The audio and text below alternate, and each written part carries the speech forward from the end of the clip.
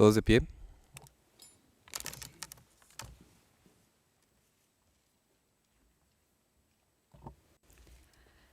La Corte Penal Internacional está en sesión, en calidad de organizadora de la audiencia final del certamen de simulación judicial de la Corte Penal Internacional, edición española.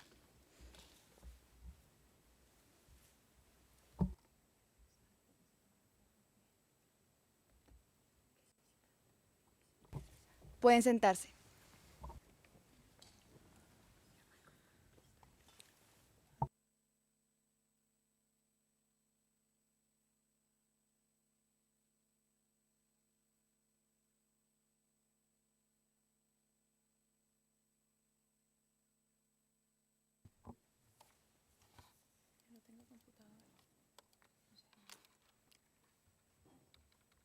Buenos días, bienvenidos todos. Le damos la bienvenida a los equipos participantes, la representación legal de las víctimas, el fondo fiduciario y el equipo de la defensa, al público presente y los participantes en esta cuarta edición del concurso de simulación judicial sobre la Corte Penal Internacional 2016. La sala ha autorizado que se tomen fotografías exclusivamente mientras los equipos hagan sus presentaciones. Solicitamos al secretario de audiencia que haga ingresar a la sala a los fotógrafos. Gracias.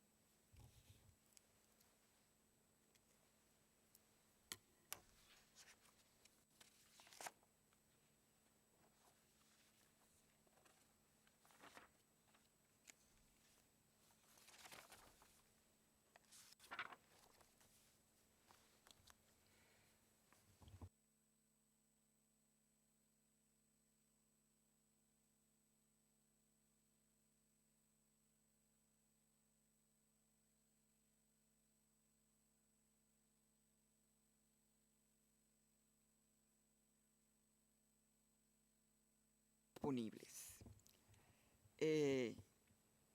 Vamos a continuar con la audiencia. Secretario de audiencia, tenga bien identificar el caso. Muchas gracias, señora Presidenta.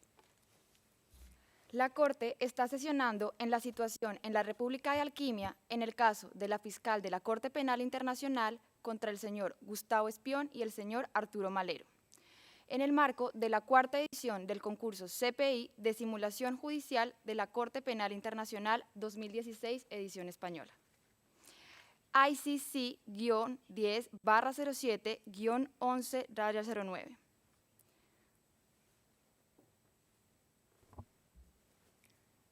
En nombre de la sala, solicitamos a las partes y participantes en esta audiencia que se presenten, comenzando por la representación legal de las víctimas. Solicitamos al abogado de las víctimas que tenga bien presentar a los miembros de su equipo. Honorable Presidenta de la Sala de Primera Instancia número 12 de la Corte Penal Internacional, distinguidas magistradas, representantes legales de la defensa, representantes del Fondo Fiduciario para las Víctimas y demás presentes, tengan ustedes muy buenas tardes. Mi nombre es Ana Clara Rivero y junto a mis colegas José Rib, Aldana Coyacet y Daniela Esquiva, tenemos el honor de comparecer ante este tribunal en nuestro carácter de representantes legales de las víctimas, en el caso la fiscal de la Corte Penal Internacional contra Gustavo Espión y Arturo Malero. Muchas gracias. Ahora el fondo fiduciario. El funcionario que ejerce su representación tiene la palabra para presentar a los miembros de su equipo. Magistrada Presidente Carbucha, distinguida Magistrada Steiner, Honorable Magistrada Salinas, como los representantes del Fondo Fiduciario en Beneficio de las Víctimas, tenemos el honor de comparecer Marco Antonio Cuevas Aguilar, Gabriel Velázquez Ruiz, Eduardo Espericueta Espinosa y quien les habla, Brenda Rocío Juárez Salas. Finalmente, el equipo de la defensa. Solicitamos al abogado defensor que presente a los miembros de su equipo. Honorable Presidenta de la Sala de Primera Instancia número 12ª de la Corte Penal Internacional, distinguidas magistradas, representantes legales de las víctimas, señores del Fondo Fiduciario y demás público presente, reciban un cordial saludo. Mi nombre es Daniela Suárez y junto a mis colegas Lorena González, Pedro Pérez Segnini y Omar Piñango, tenemos el honor de concurrir ante esta Corte en representación de los señores Gustavo Espión y Arturo Malero. Muchas gracias. Gracias. El equipo de la Secretaría está representado hoy por el secretario de Audiencia, Vanessa Bonilla. La sala está integrada a mi derecha por la magistrada Silvia Steiner, a mi izquierda por la magistrada Ania Salinas y quien preside, Olga Herrera Carbucia. La sala abordará las cuestiones objeto de la audiencia de hoy. En cuanto al carácter público de esta audiencia, pido al secretario de Audiencia que proceda a leer las cuestiones que serán objeto de debate en la presente audiencia. Muchas gracias, señora presidenta. Las cuestiones relativas a la agenda de la presente audiencia son las siguientes. Cuestión 1. Si las víctimas indirectas del crimen de lesa humanidad de asesinato tienen legitimación procesal locus standi para participar en los procedimientos de reparación. Cuestión 2. Si se debe admitir a la República de Alquimia como interviniente en calidad de tercero de buena fe conforme al artículo 93.1.k del Estatuto de Roma. Cuestión 3. Si la Corte debe ordenar reparaciones individuales o colectivas. Cuestión 4. El impacto de las conclusiones recogidas en el fallo condenatorio acerca de la participación de los condenados en la comisión de los crímenes sobre la extensión y la naturaleza de su responsabilidad civil a los efectos de hacer frente a las reparaciones.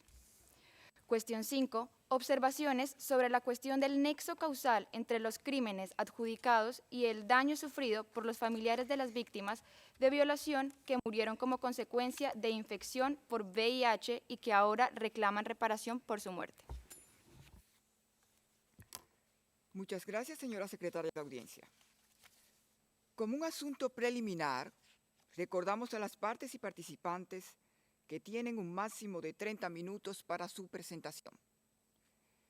También les recordamos que conforme a la regla 13.23 de las reglas de procedimiento de la cuarta edición del concurso de la Corte Penal Internacional Simulación Judicial 2016, si un equipo presenta una objeción, esta solo prosperará si todos los magistrados de esta sala están de acuerdo en su mérito. A falta de esta unanimidad, la objeción será rechazada y el equipo que la presentó recibirá una penalidad de 10 puntos. En consecuencia, se les aconseja estar plenamente convencidos de su mérito antes de proceder a la presentación de una objeción. Ahora tiene la palabra la representación legal de las víctimas para que analice las cuestiones que figuran en el orden del día de esta audiencia.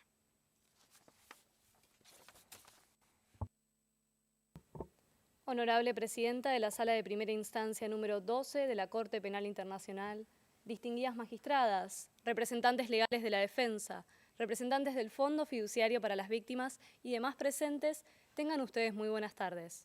Mi nombre es Ana Clara Rivero y junto a mis colegas José Rib, Aldana Cobiacet y Daniela Esquiva, tenemos el honor de comparecer ante este tribunal en nuestro carácter de representantes legales de las víctimas, en el caso la fiscal de la Corte Penal Internacional contra Gustavo Espión y Arturo Malero. A lo largo de mi presentación, comenzaré refiriéndome en primer lugar a los argumentos que justifican en este caso la legitimación procesal de las víctimas indirectas del crimen de lesa humanidad asesinato y a la imposibilidad de admitir a Alquimia a intervenir en este procedimiento como tercero de buena fe. Posteriormente, mi colega José Rib hará referencia a los argumentos que justifican la procedencia de otorgar reparaciones individuales a nuestros representados, de determinar la responsabilidad civil solidaria e ilimitada de los señores Espión y Malero, y finalmente concluir en la existencia de un nexo causal suficiente entre el crimen de lesa humanidad de violación y la muerte de las víctimas que fallecieron luego de haber contraído VIH. Culminará con el petitorio. En función de que los hechos han sido puestos en conocimiento de este honorable tribunal, se solicita autorización para la remisión a las cuestiones de fondo. Muchas gracias. Honorable Corte, la razón por la cual esta representación legal de las víctimas se hace presente en este procedimiento es porque es esta la oportunidad para que nuestros representados, víctimas de graves violaciones a los derechos humanos, puedan obtener una reparación por los terribles padecimientos sufridos, derivados de la Comisión de Crímenes Internacionales, que han sido determinados en la sentencia penal condenatoria de esta honorable sala. Las reparaciones, distinguida Corte, se otorgan a las personas que han sufrido un daño derivado de la comisión de un crimen de competencia de la Corte. A ello hace referencia la regla 85 de las reglas de procedimiento y prueba, al definir la noción de víctima. Y a ello ha hecho referencia esta honorable Corte, en el caso Lubanga, en la decisión de la Sala de Primera Instancia, por la cual se establecieron los principios rectores en materia de reparaciones, en donde se recepta una noción amplia de víctima, que no involucra únicamente a las víctimas directas, sino también a las víctimas indirectas, es decir, a las personas que han sufrido un daño derivado del vínculo personal que tenían con las víctimas directas. Dichas reparaciones, distinguida Corte, no se encuentran consagradas únicamente por el Estatuto de Roma o las reglas de procedimiento y prueba, sino también por otros instrumentos internacionales y tratados internacionales de derechos humanos. Basta mencionar el artículo 63 de la Convención Americana sobre Derechos Humanos o el artículo 9, párrafo 5 del Pacto Internacional de Derechos Civiles y Políticos, o bien los principios básicos de Naciones Unidas que consagran el derecho de las víctimas a obtener una reparación. Ya ha mencionado esta honorable Corte en la decisión de la Sala de Primera Instancia en el caso Lubanga, por la cual se establecieron los principios en materia de reparaciones, que la implementación de las reparaciones debe necesariamente ser compatible con los derechos humanos internacionalmente reconocidos. Esto dada la exigencia del artículo 21, párrafo 3 del Estatuto de Roma.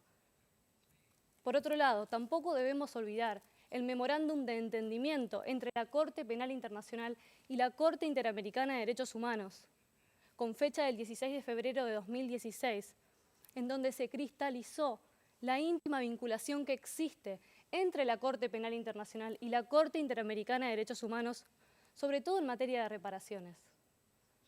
Estas consideraciones justifican que esta representación legal de las víctimas haga uso a lo largo de nuestra exposición de los instrumentos internacionales. Una pregunta, abogada.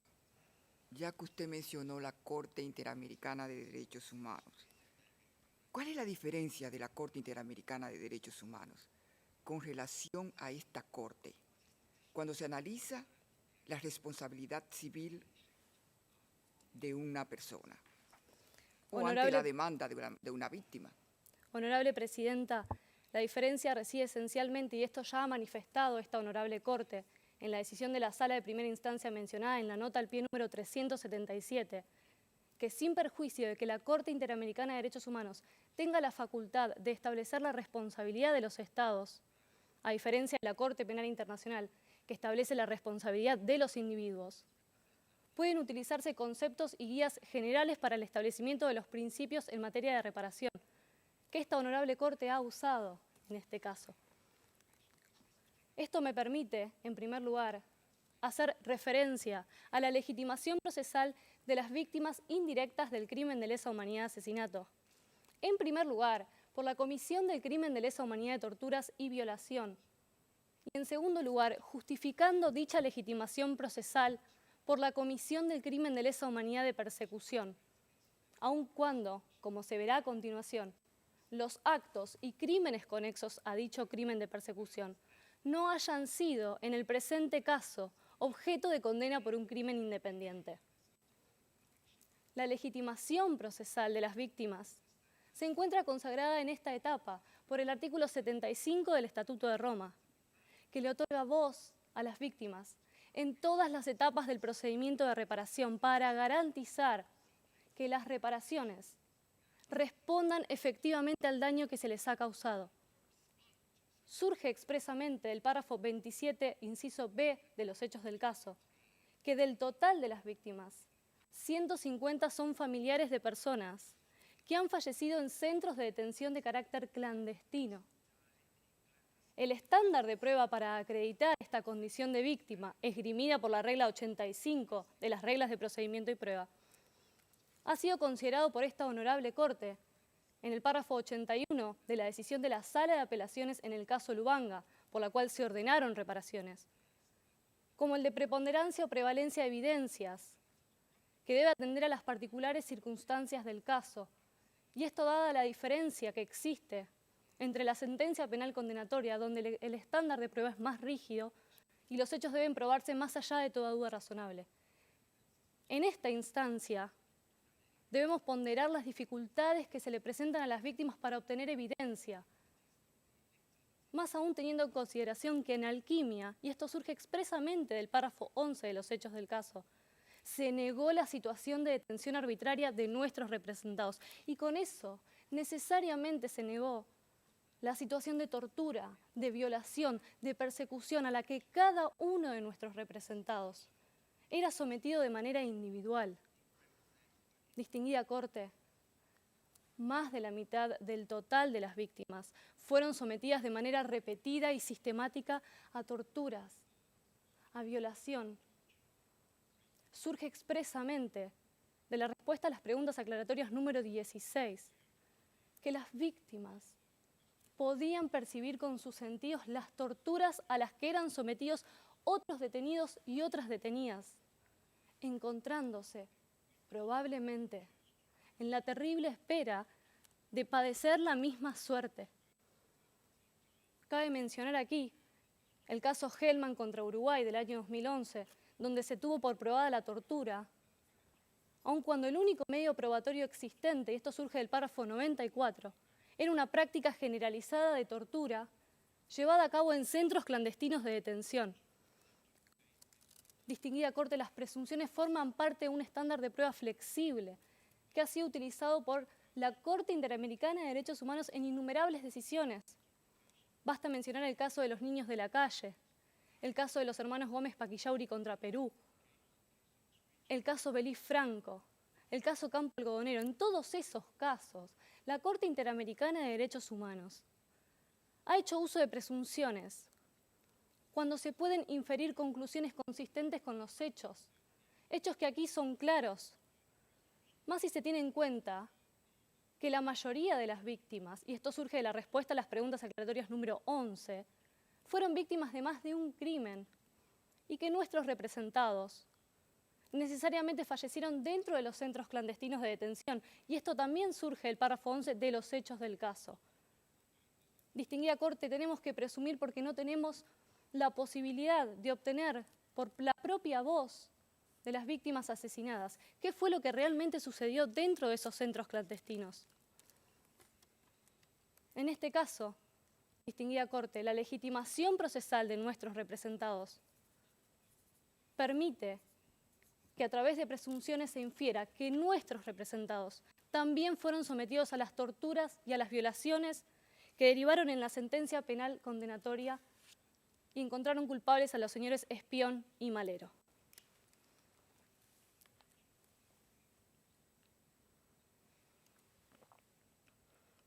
Por otro lado, y en relación a la configuración del crimen de lesa humanidad de persecución, esta representación legal de las víctimas sostiene que en virtud de que los actos de asesinato han sido materialmente probados, en virtud de la respuesta a las preguntas aclaratorias número 17, y que la comisión de los crímenes de lesa humanidad, de torturas y violación fueron probados por esta representación legal de las víctimas. El elemento conexión que requiere el Estatuto de Roma en el artículo 7, párrafo 1, inciso H, se encuentra presente. Es necesario considerar que dicha disposición normativa exige para la configuración del crimen de lesa humanidad de persecución una conexión o bien con un acto enumerado en el artículo 7 del Estatuto de Roma o bien con un crimen de competencia de la Corte.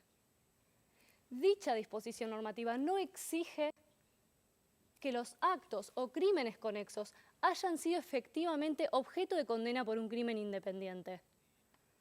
Debemos ser respetuosos del principio de legalidad contenido en el artículo 22 del Estatuto de Roma.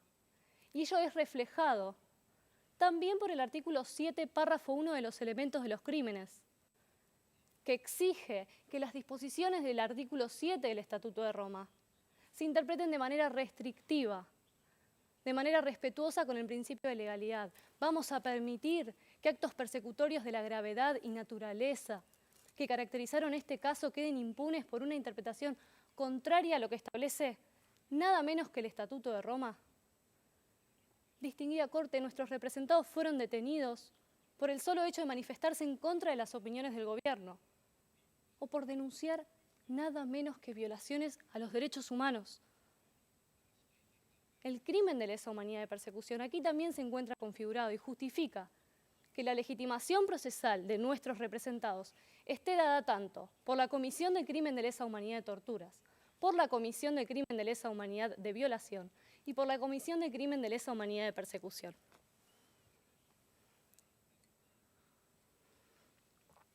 Por otro lado, y en relación al segundo punto de agenda, esta representación legal de las víctimas considera que es imposible admitir a Alquimia a intervenir en este procedimiento como tercero de buena fe. El artículo 93, párrafo 1, inciso K del Estatuto de Roma exige a Alquimia inmovilizar los bienes y haberes obtenidos del crimen, con miras a resguardar una reparación efectiva para nuestros representados. Esta representación legal de las víctimas ha identificado, según el párrafo 28 de los hechos del caso, 2 inmuebles que han sido utilizados como antiguos centros de detención de carácter clandestino para la detención ilegal y para la tortura de nuestros representados. El deber de cooperar se encuentra aquí plenamente acreditado y debe cumplirse en la instancia más temprana del procedimiento. Debemos considerar que el Estatuto de Roma y las reglas de procedimiento y prueba no definen el concepto de buena fe. Sin embargo, esta honorable Corte se ha manifestado en el caso Ruto y Sang, en una decisión en la cual se consideró la solicitud del fiscal de cooperación por parte de Alquimia, en donde se estableció que la buena fe, en este caso, surge del artículo 31 de la Convención de Viena sobre el derecho de los tratados celebrados entre Estados, en donde manifiesta que debe interpretarse de acuerdo al objeto y fin una disposición de los tratados, intentando dilucidar lo razonable, lo que normalmente se espera de esta disposición normativa. Y lo que normalmente se espera de esta disposición normativa es obtener la cooperación de Alquimia y no pretender evadir una obligación internacional con el propósito de ejercer un derecho. Sería irrisorio considerar a Alquimia como tercero de buena fe cuando promovió, por medio de sus agentes estatales, la Comisión de Crímenes Internacionales y utilizó dichos inmuebles para la ejecución de las políticas de persecución llevadas a cabo en Alquimia en el año 2004. Distinguida Corte, subsidiariamente esta representación considera que se trata únicamente de una medida cautelar, que no es una privación definitiva de la propiedad y que, por tanto, es imposible admitir a Alquimia a intervenir en este procedimiento como tercero de buena fe. Advirtiendo que mi tiempo está por concluir y si este tribunal no tiene más preguntas, le cederé la palabra a mi colega José Riu. Muchas gracias.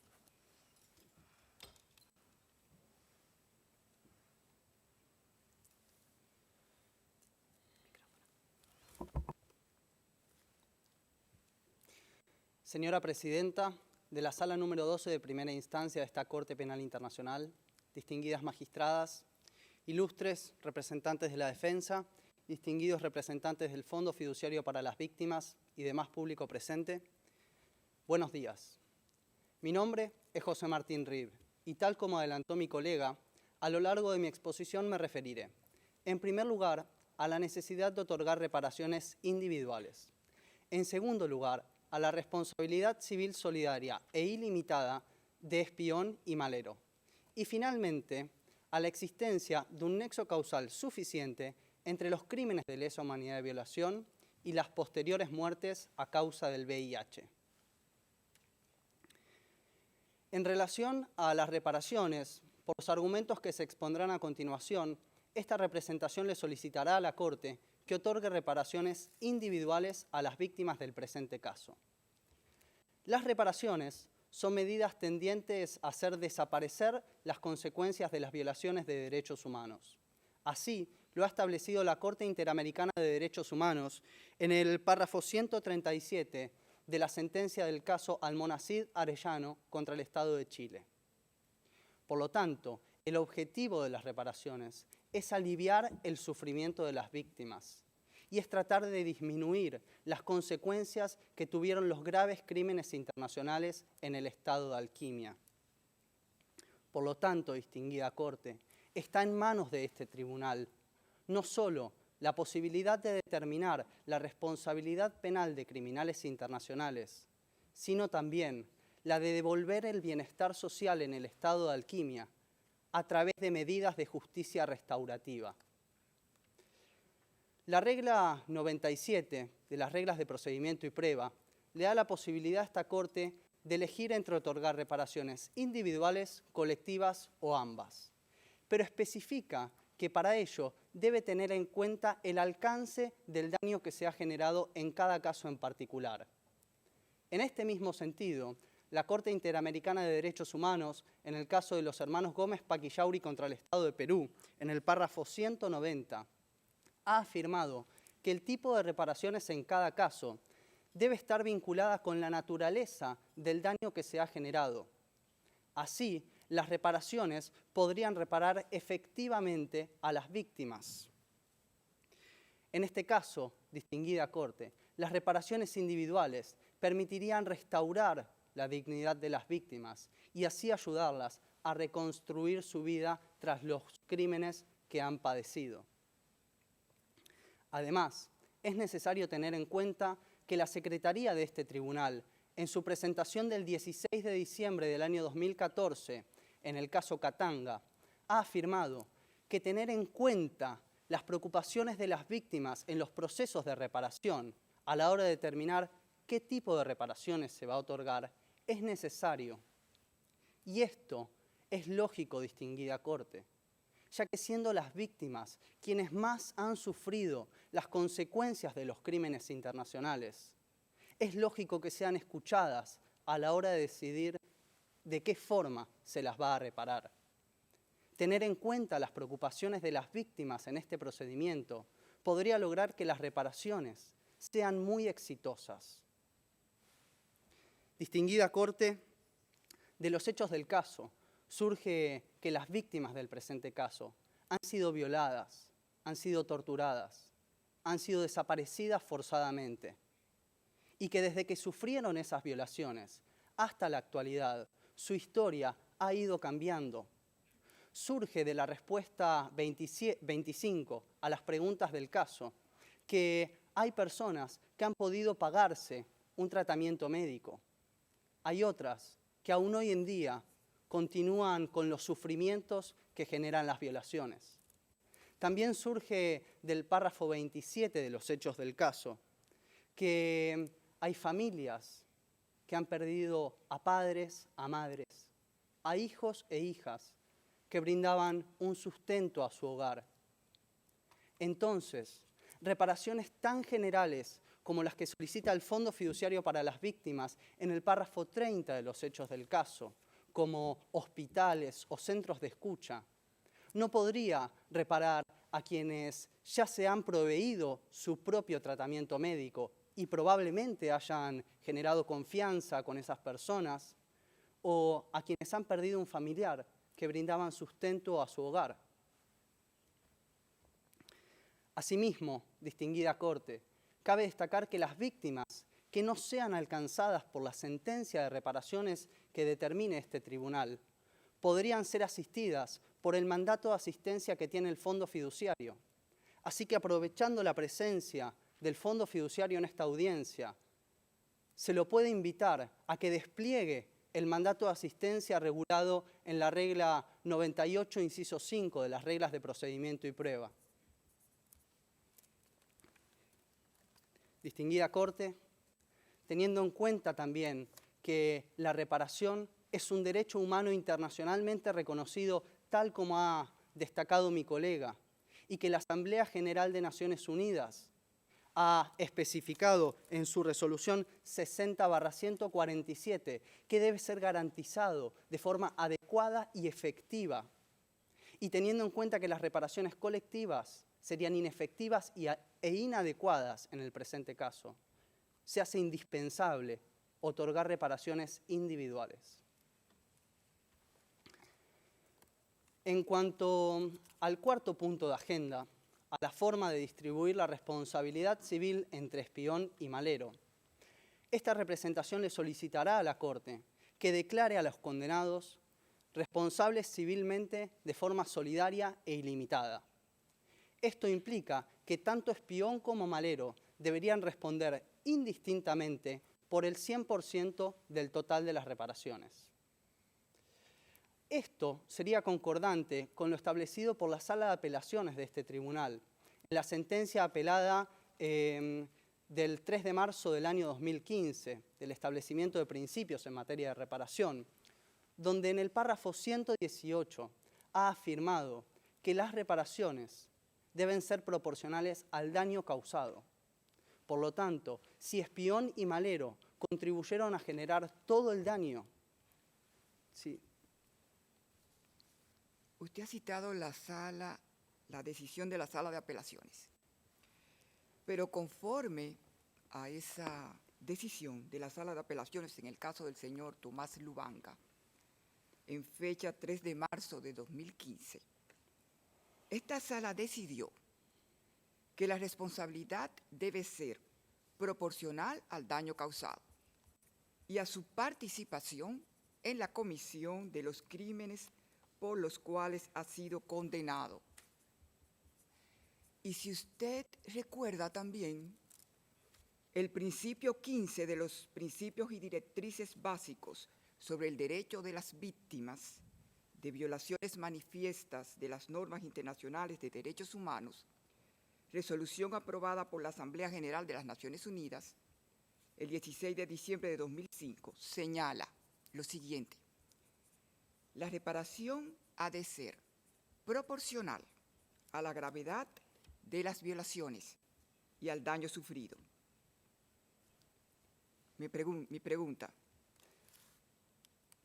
¿cuál es el fundamento legal o jurisprudencial para la aplicación de la responsabilidad solidaria en este caso?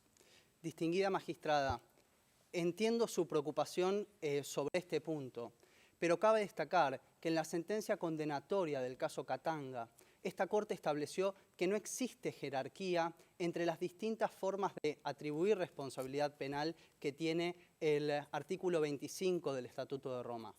Por eso, por más de que espión y malero hayan sido condenados por participar de algún otro modo, han contribuido de forma sustancial a la campaña represiva y han querido generar todo el daño que han generado.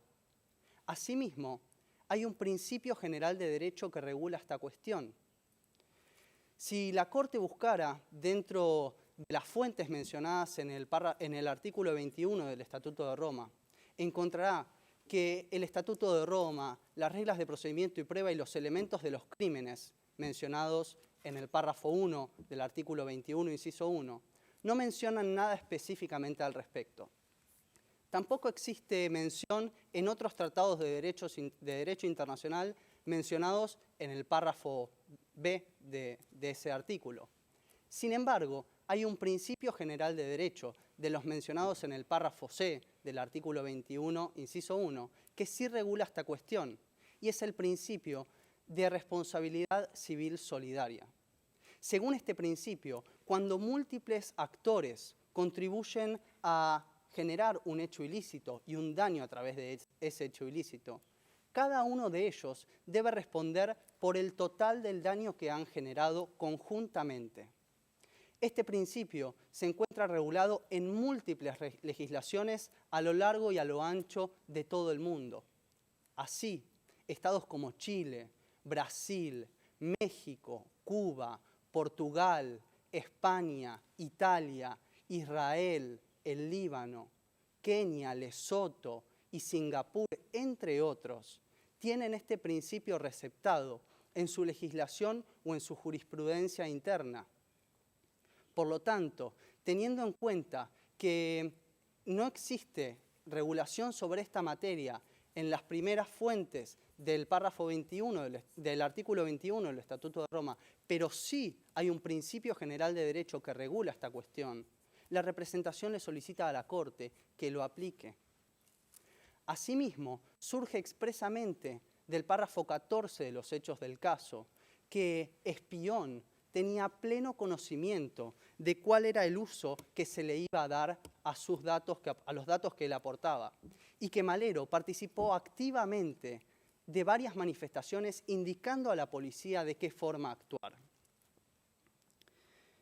Finalmente, en cuanto al último punto de agenda, cabe destacar que hay 50 de nuestros representados que son familiares de personas que han fallecido en que son familiares de personas que han sido violadas en centros clandestinos de detención, que han contraído VIH a causa de esas violaciones y que han fallecido, tal como indica el punto de agenda número 5, a causa de ese VIH.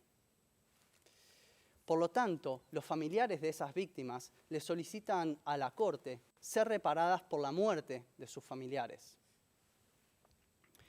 El estándar que ha utilizado la Sala de Primera Instancia en el caso Lubanga, en la sentencia de establecimientos de principios en materia de reparación, en el párrafo 250, ha sido el estándar de causa próxima con la conjunción but for, para poder identificar cuáles son los hechos que pueden ser alcanzados por la sentencia de reparaciones y cuáles son aquellos que quedan demasiado remotos de la comisión de los crímenes como para poder ser reparados.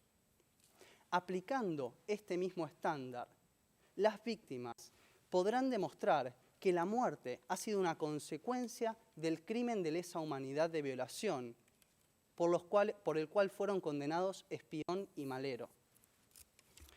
Distinguida Corte, el Fondo Fiduciario, en su presentación sobre las observaciones a la sentencia de apelación del caso Lubanga, en el párrafo 208, afirmó que para poder aplicar este principio hay que tener en cuenta la previsibilidad de los actos que se cometen.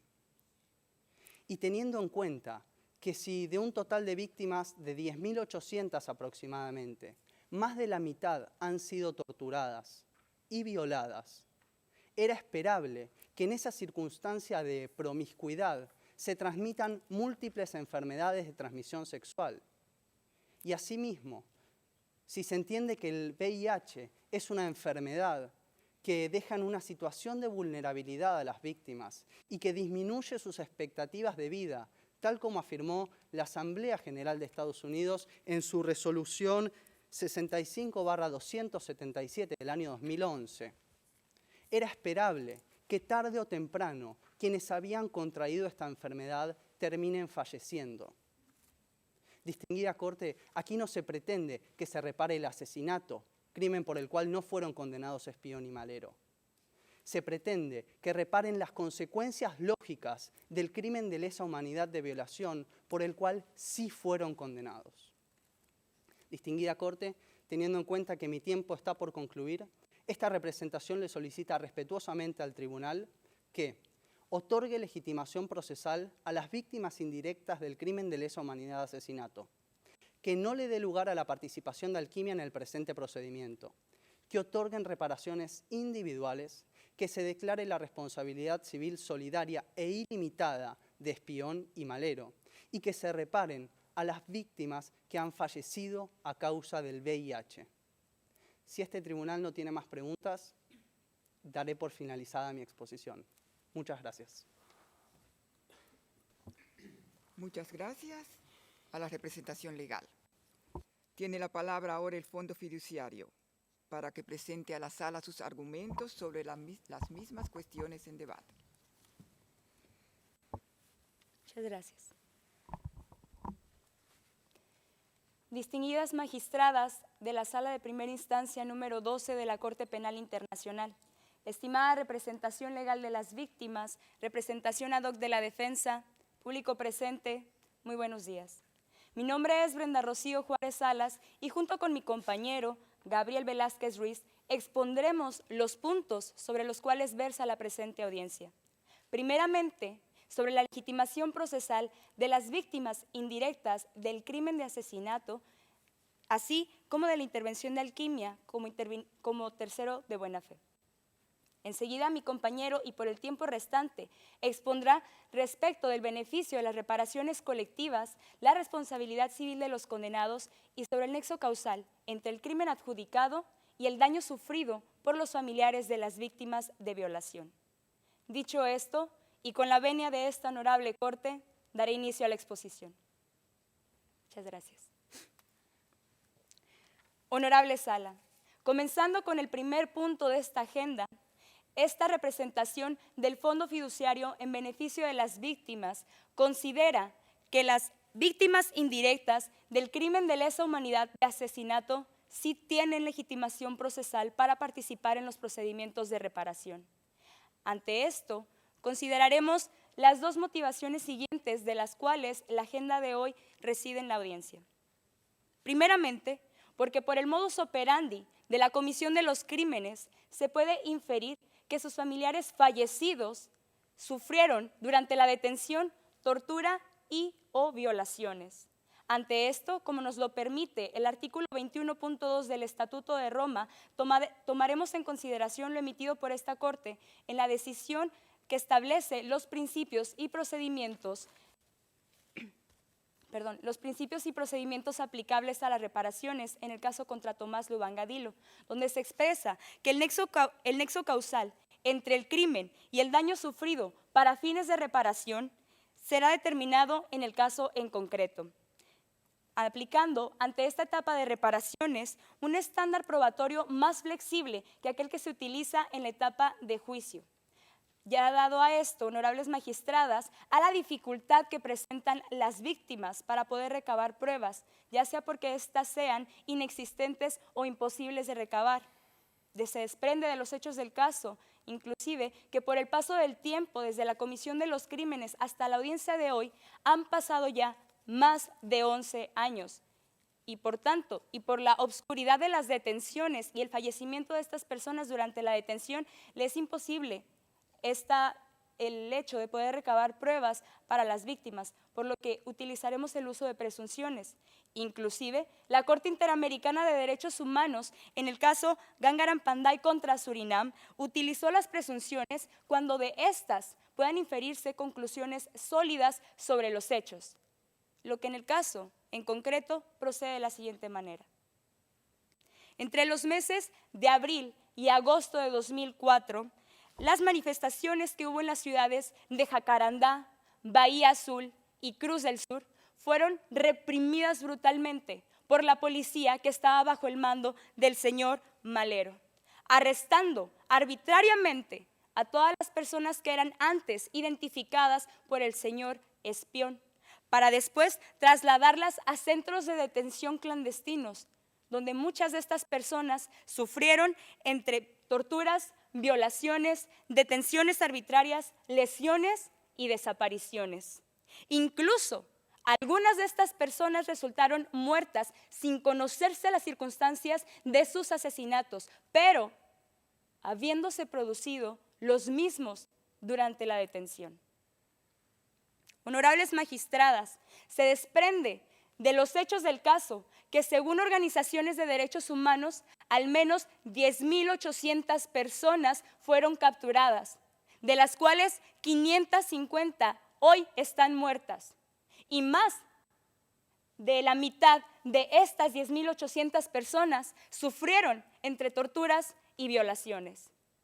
Es por ello que el modus operandi de la comisión de los crímenes y el ataque sistemático en contra de los manifestantes nos permite inferir que en su mayoría todas las personas capturadas fueron torturadas o violadas, por lo que podemos llegar a la conclusión de que las personas asesinadas también lo fueron durante la detención, ya que como último elemento a destacar, honorables magistradas, las órdenes sobre cómo debería haberse llevado a cabo esta campaña de represión eran de carácter general. Como segundo motivo, esta representación considera que las víctimas sí han sufrido un daño resultado de un crimen que sí es objeto de condena. Este es el crimen de lesa humanidad de persecución, ya que de conformidad con los elementos de los crímenes, para que éste se configure, es necesario que los actos persecutorios sean cometidos en relación con alguno de los actos que se mencionan en el párrafo primero del artículo 7º del Estatuto de Roma o con cualquier crimen competencia de la Corte. Por tanto, el crimen de lesa humanidad de persecución se puede perfeccionar con los dos elementos, con un crimen completo o con cualquiera de los actos señalados en el artículo 7º del Estatuto. Ante esto, honorables magistradas, esta representación considera que el crimen de persecución se configuró con el acto de asesinato, máxime, porque como se desprende de la pregunta aclaratoria. Sí, magistrada. Perdón, interrumpirla. No, a mí me parece que el Fondo Fiduciario, con la ponencia de su representación, está por ir más allá de lo que fue decidido en la decisión condenatoria pasada por la Corte.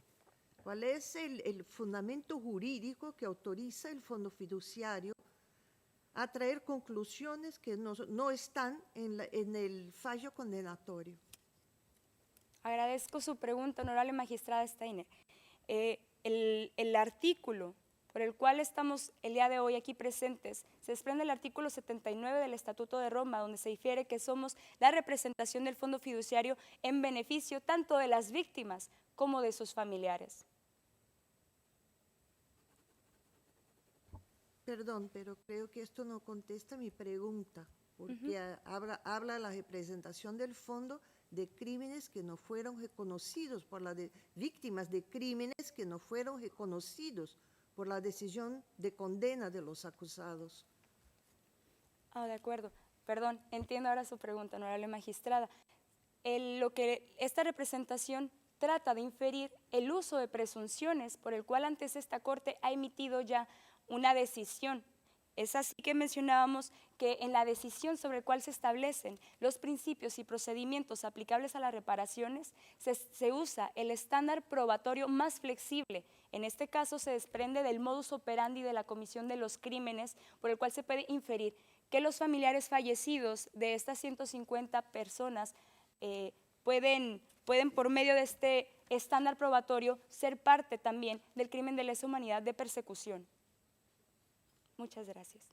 Continuando con la exposición, esta representación considera que el crimen de lesa humanidad de persecución se configura precisamente con el acto de asesinato, máxime, porque como se desprende de la pregunta aclaratoria número 17, la materialidad del asesinato sí fue probada.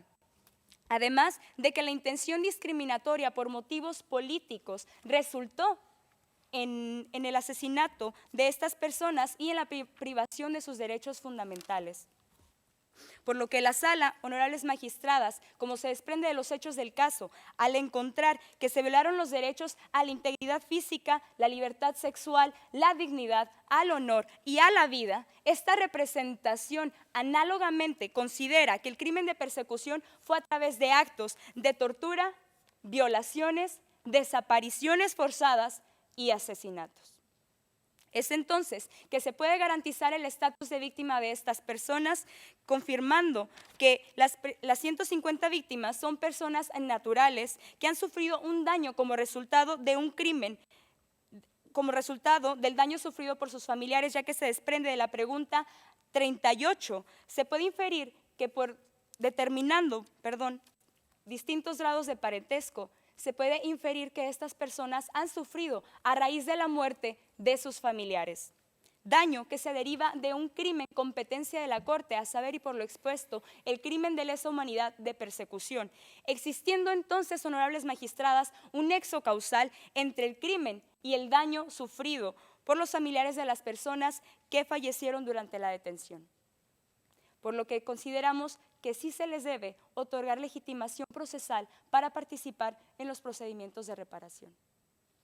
Continuando con el segundo punto de esta agenda, esta representación se opone a que la República de Alquimia intervenga como tercero de buena fe, ya que se sabe que la representación legal de las víctimas ha identificado 2 inmuebles que fueron parte de la comisión de los delitos. Perdón.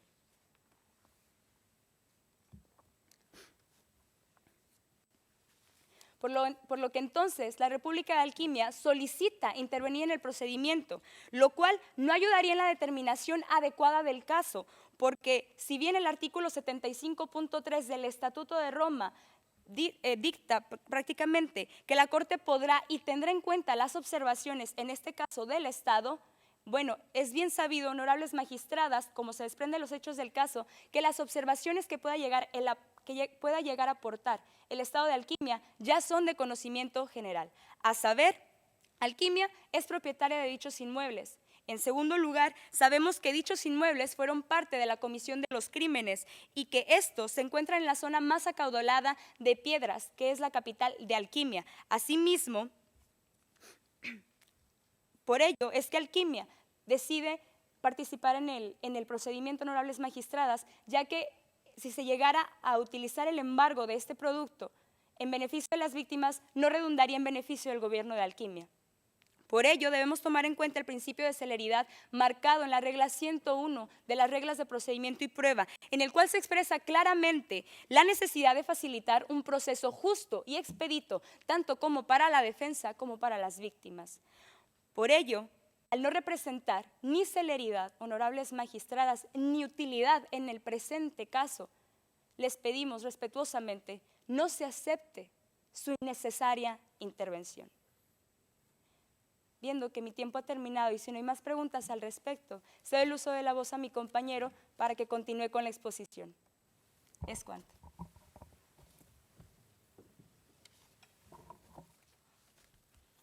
Honorable magistrada presidente de la Sala de Primera Instancia 12 de la Corte Penal Internacional, distinguidos magistrados, representantes legales de la defensa, representación legal de las víctimas, buenos días. Mi nombre es Gabriel Velázquez y con la venia de esta Corte continuaré con la exposición iniciada de mi compañera. En cuanto al punto 3 de la agenda, esta representación considera que se deben ordenar reparaciones colectivas en base a las siguientes motivaciones. La regla 98.3 establece que el monto de una orden de reparación puede ser ordenada a través del Fondo Fiduciario de Víctimas cuando el número de víctimas, el alcance, la forma y la modalidad de las reparaciones hagan más aconsejable un pago colectivo. Así las cosas, en cuanto al número de víctimas, en el caso concreto, se desprende que el número de víctimas que solicitan reparación en los procedimientos es de 1.500 personas, cifra que este fondo fiduciario considera relativamente alta para practicar un pago individual a cada una de estas víctimas, siendo más conveniente, práctico y eficiente que se le realice un solo pago colectivo a la totalidad de estas víctimas. En otro orden de ideas, en cuanto al alcance de la reparación, tal cual ha sido mencionado por la Comisión para los Derechos de los Habitantes de Alquimia, este fondo fiduciario considera que una reparación colectiva tendría un mayor alcance, potencializando su efecto a la ciudad de Bahía Azul, en donde se cometieron los crímenes, pero que no forma parte de los cargos. Esto debido a la proximidad geográfica de las 3 ciudades en donde se cometieron los crímenes y el flujo de población entre ambas. Aunado a esto, cabe destacar que si bien es cierto, solo 1.500 personas participaron en los procedimientos y solicitan reparaciones ante esta Corte, de los hechos del caso párrafo 15 se desprende que el número total y real de víctimas es difícil de determinar, pero que se estiman al menos 10.800 personas que sufrieron violaciones por los crímenes cometidos. Asimismo, existe un gran número de personas que son víctimas potenciales y pudiendo participar en los procedimientos bajo el carácter de víctimas, no lo hicieron por temor, por ignorancia o por el carácter restrictivo de los crímenes. Distinguida Sala, este fondo fiduciario, en atención al principio de no discriminación de las víctimas establecido en la orden de reparaciones del caso de la Fiscalía contra Tomás Lubanga-Dilo del 3 de marzo de 2015, considera, en contraposición a lo expresado por la representación legal de víctimas, que el sufrimiento de estas personas que no pudieron participar en los procedimientos no puede ser ignorado por esta Corte y debe de ser tomado en cuenta al momento de conceder reparaciones, toda vez que este principio establece claramente que todas las víctimas potenciales de los crímenes deben de ser tomadas en cuenta para recibir reparaciones, aun cuando no hayan participado en los procedimientos de reparación. Por favor, señor abogado, si en el caso en que la sala no acepte las víctimas indirectas, que las víctimas indirectas puedan ser beneficiarias de reparaciones imputables al condenado, ¿tiene el Fondo Fiduciario la capacidad de brindar reparaciones a las víctimas, tanto estas indirectas no reconocidas como estas potenciales de que habla usted? Honorable magistrada, agradezco su pregunta. Precisamente este fondo fiduciario, por la naturaleza de una reparación colectiva, considera que hay más posibilidades de que se abarque indirectamente a estas víctimas que no participaron en los procedimientos y que no se les reconozca el carácter de víctimas. Existen más posibilidades de diseñar un plan de reparación para estas víctimas colectivo, del cual se puedan beneficiar aun cuando no participaron en los procedimientos de reparación. Cabe recordar que según lo establecido por esta Corte, en las observaciones sobre las reparaciones en respuesta a la orden de programación del 14 de marzo de 2012, una reparación colectiva es la forma más adecuada de reintegrar a la sociedad, de reintegrar la solidaridad social en la sociedad. Por lo tanto, debido a que la comisión de los crímenes se cometieron en 3 ciudades, esta representación considera que se debe de ordenar una reparación colectiva para tratar de abarcar el mayor número de personas posible. Asimismo, en la orden de modificación al plan de reparaciones, esta Corte, en el caso de la Fiscalía contra Tomás Lubanga-Dilo, esta Corte estableció que la reparación colectiva también debe de evaluar el daño sufrido por las víctimas para efectos de ser implementada. Por lo tanto, esta representación considera que con una reparación colectiva se alcanza mayor número de personas y en ningún momento es ignorado el daño que las víctimas sufren. Por lo anteriormente expuesto, esta representación considera que una reparación colectiva resulta más adecuada al caso concreto. Distinguida Corte, en cuanto al punto 4 de la agenda referente a la responsabilidad civil de los condenados para efecto de hacer frente a las reparaciones y tomando en cuenta que esta institución es del interés de que exista la mayor fuente posible de financiamiento para efecto de conceder una reparación integral a las víctimas, esta representación considera que los responsables de los crímenes deben de responder de manera solidaria y por el total de los daños causados.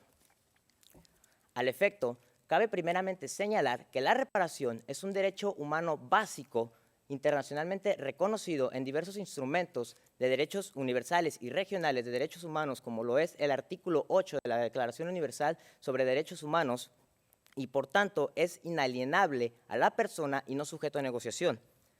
Asimismo, esta Corte ha mencionado que la función de la misma no es meramente punitiva, sino de recuperación, y que el éxito de esta Corte depende en gran medida del éxito de su sistema de reparaciones. Es por tanto claro, distinguidos magistrados, que la función de esta Corte no es meramente penal, sino que va más allá, a diferencia de otros tribunales penales, al incluir en sus procedimientos la reparación a las víctimas.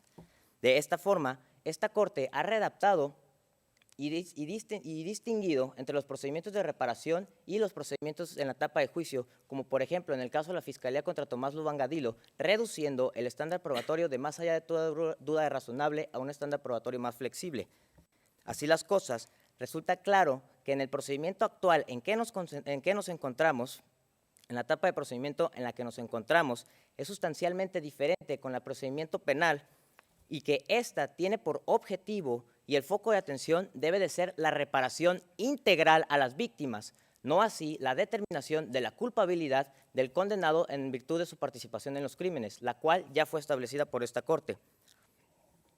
Así las cosas, tal cual lo ha mencionado la Corte Interamericana de Derechos Humanos en los casos Hermana Serrano Cruz, Carpio Nicol y otros, y el caso Tibi, una reparación a las víctimas son todas aquellas medidas tendientes a eliminar los efectos de las violaciones. Por esto, la naturaleza y el monto de dicha reparación debe de depender del daño ocasionado a las víctimas. Este principio ha sido reiterado por esta Corte en la decisión de los procedimientos y principios aplicables a las reparaciones y la orden de reparación del caso de la Fiscalía contra Tomás Lubán-Gadilo, bajo el principio de reparaciones proporcionales y adecuadas, según el cual las víctimas tienen derecho a recibir una reparación adecuada, proporcional al daño causado. Distinguida Sala.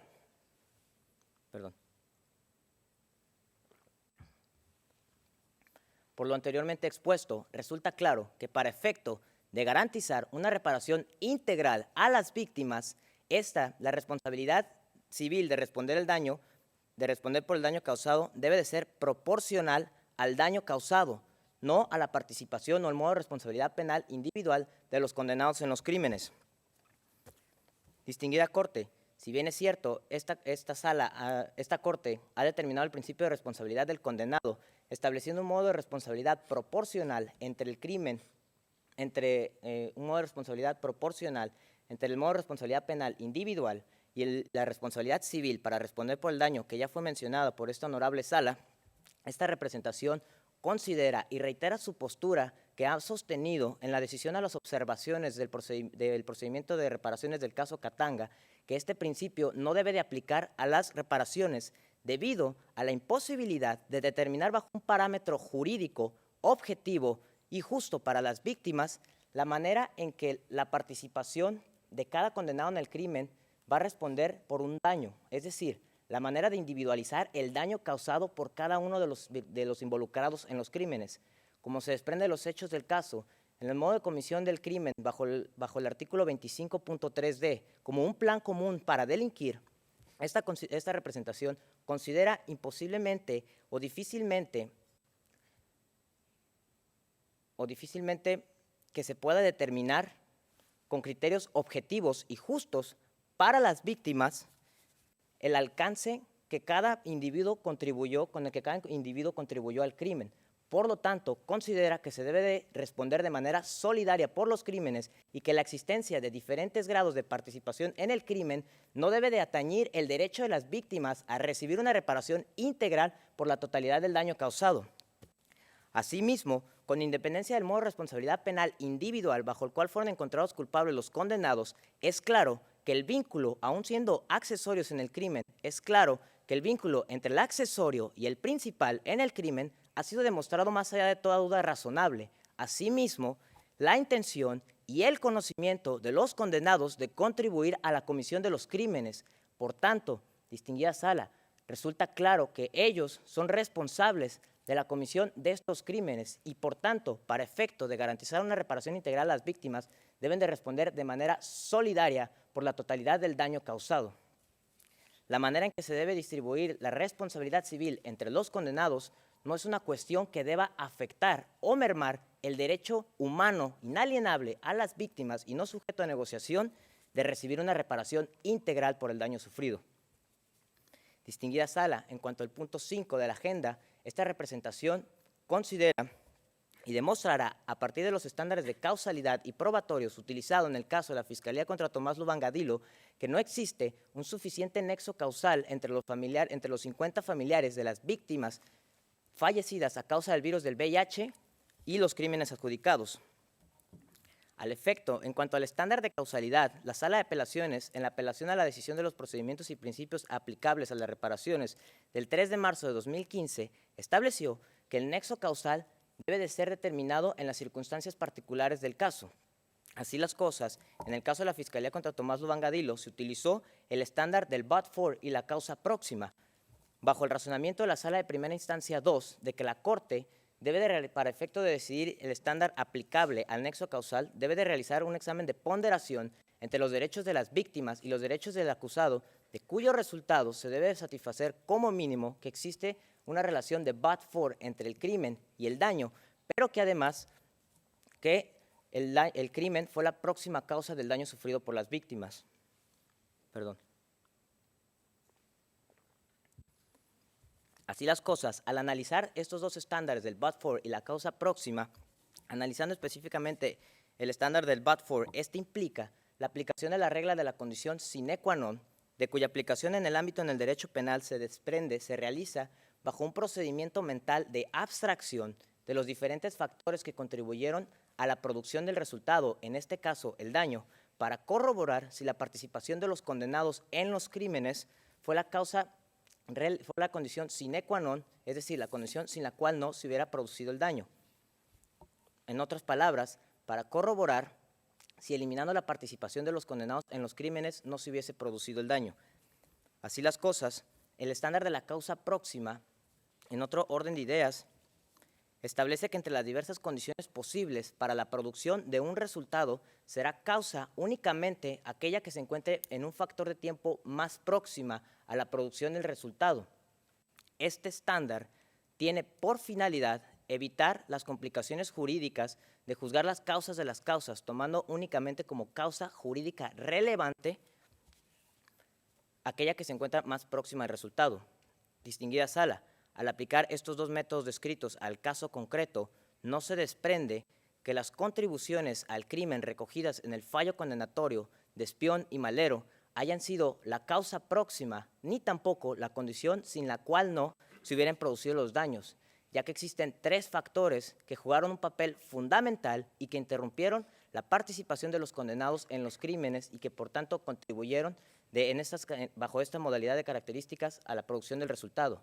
La primera de ellas, la voluntad de los policías de violar y de transmitirles el virus del VIH a las personas detenidas, ya que de los hechos del caso no se desprende que las órdenes de detención hayan contenido la instrucción de violar y de torturar a las personas. La segunda de ellas, el lamentable hecho de que los policías se encontraran infectados también del virus del VIH y hayan transmitido este virus a las víctimas. Y por último, la tercera y de menor relevancia, el lamentable hecho de que las víctimas en 11 años no hayan recibido un tratamiento adecuado para el virus del VIH y así este haya resultado en su muerte. Por lo tanto, esta representación, por lo expuesto, considera que la participación de los condenados en los crímenes no resulta ser ni la próxima causa ni la condición sin la cual no se hubiera producido este daño.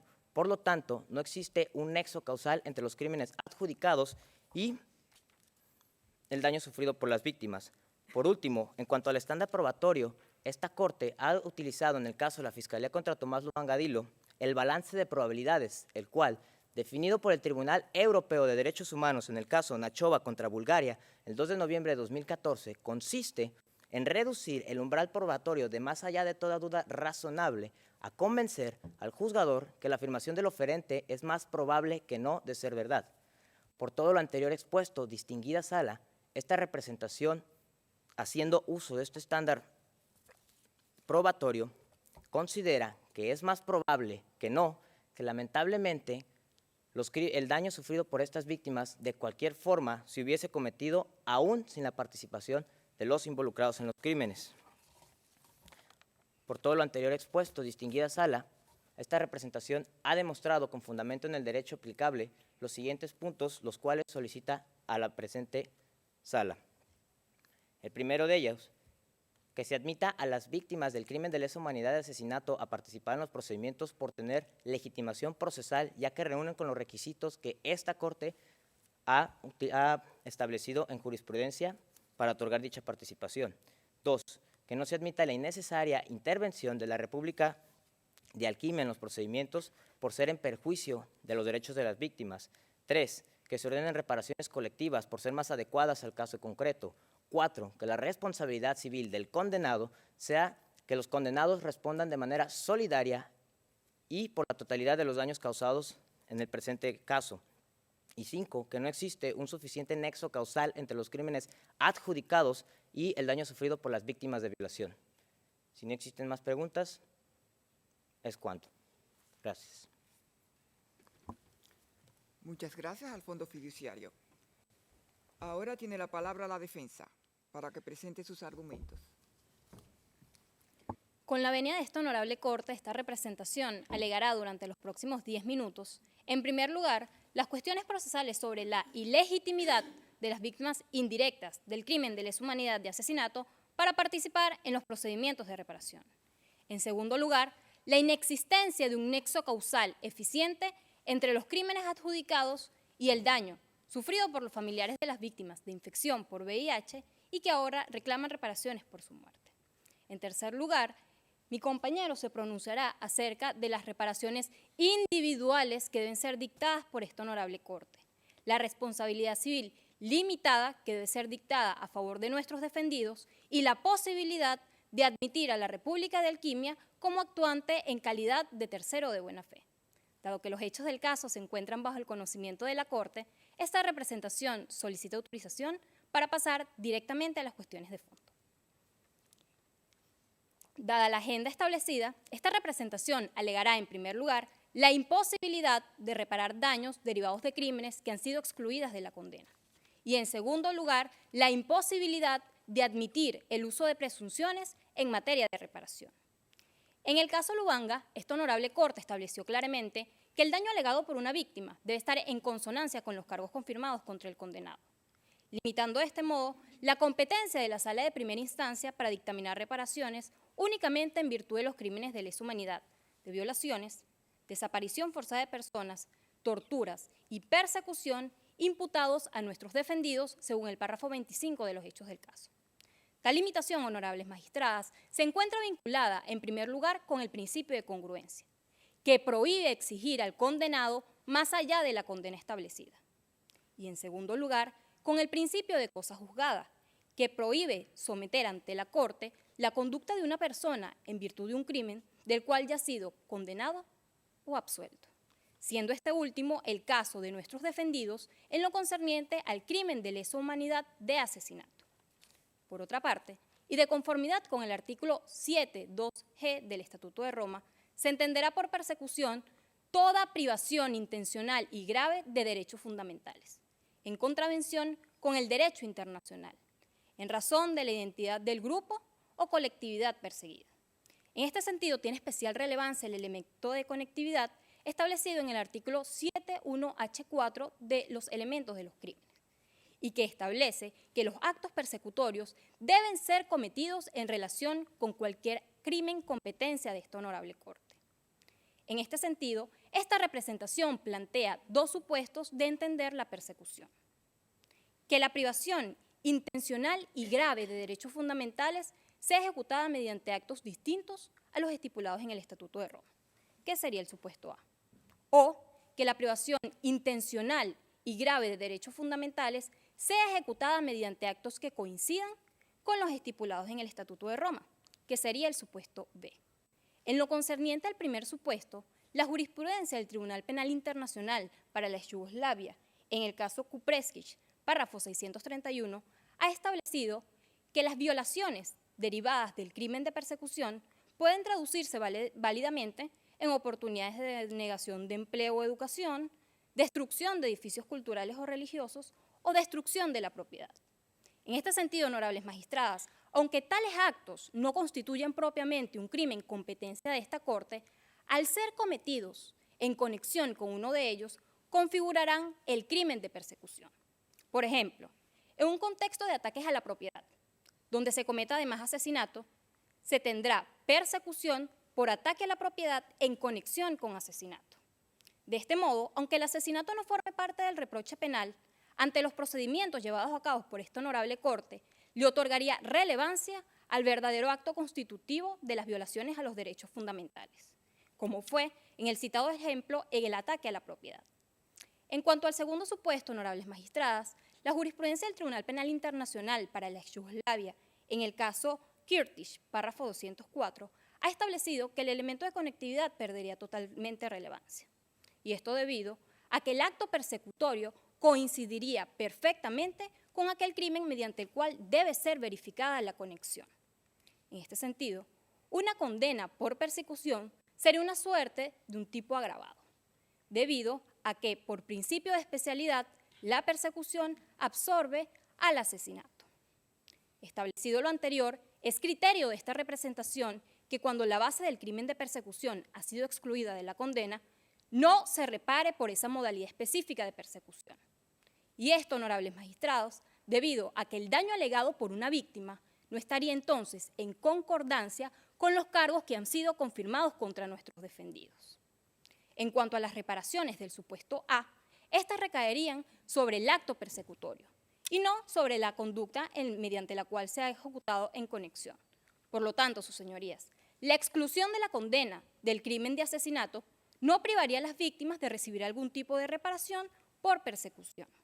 Sin embargo, en el supuesto B, la reparación recaería sobre la única conducta ejecutada, precisamente por constituir esta una especie de tipo agravado, razón por la cual la exclusión de la condena del tipo básico impediría que esta honorable Corte repare por el tipo agravado, dado que la base del crimen de persecución habrá quedado excluida de la condena.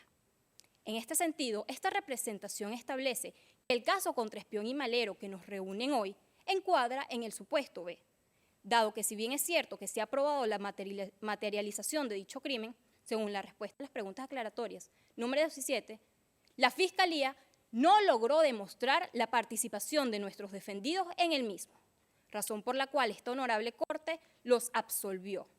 Por ende, su señoría, los absolvió de dicho crimen.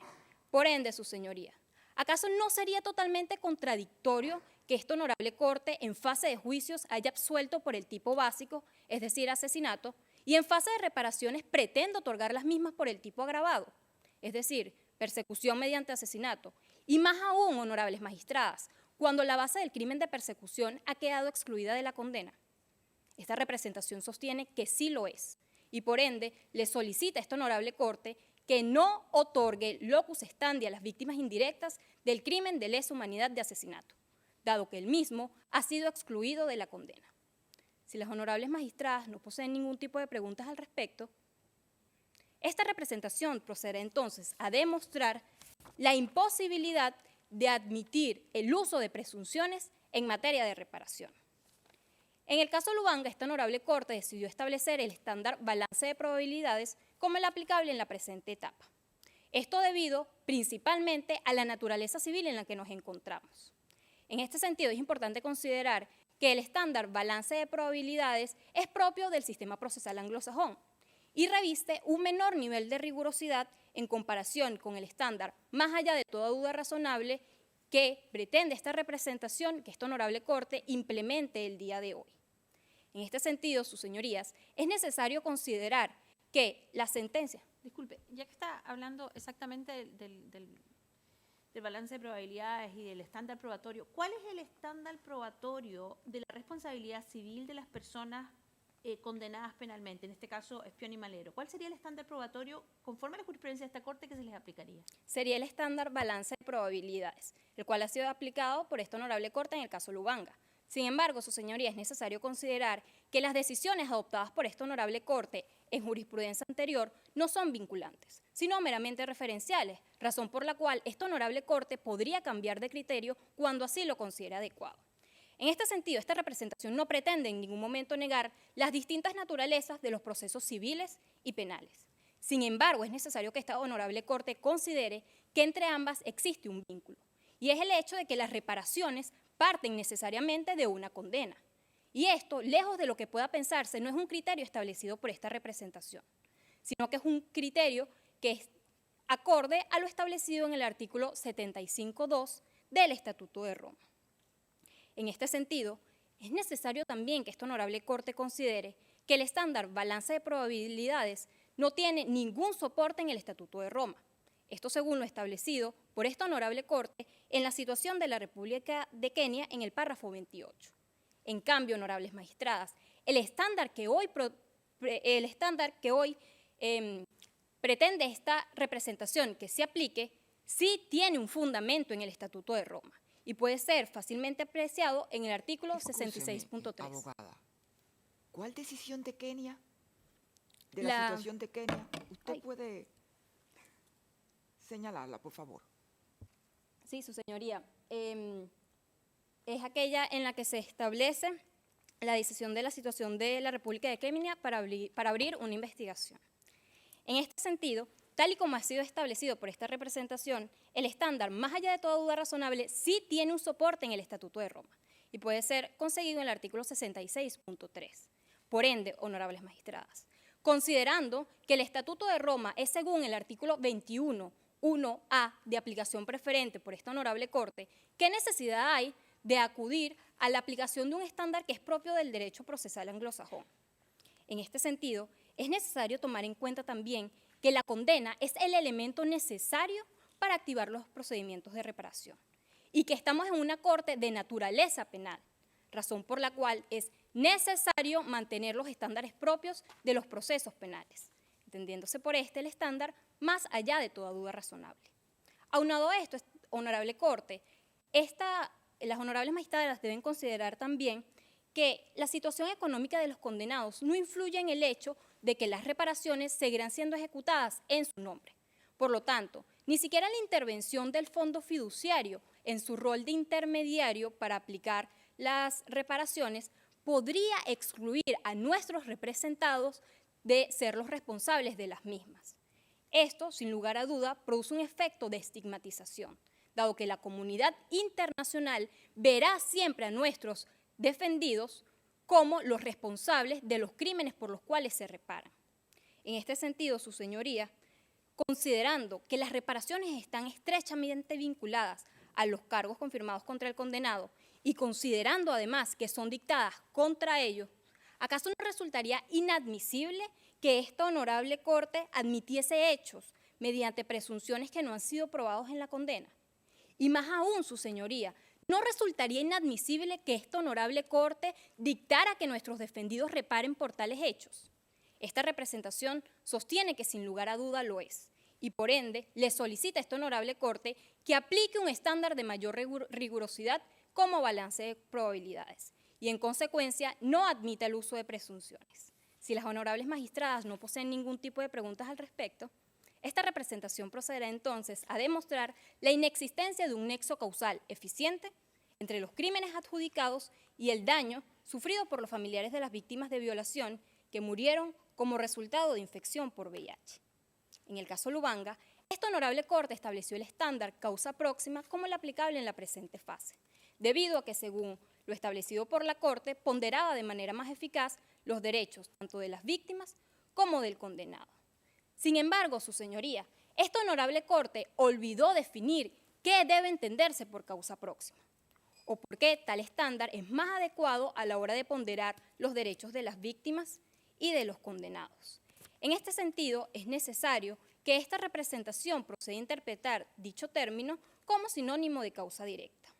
A su vez, esta honorable Corte, en el caso Lubanga, específicamente en la decisión sobre participación de las víctimas, ha establecido que el daño debe estar vinculado con los cargos contra el condenado, estableciendo de este modo una causa directa en los mismos. De forma similar, la Corte Interamericana de Derechos Humanos, en el caso 19 comerciantes contra Colombia, las Cámaras Extraordinarias de las Cortes de Camboya, en el caso Duch, y la Corte Internacional de Justicia, en el caso de Bosnia versus Serbia, ha establecido la causa directa.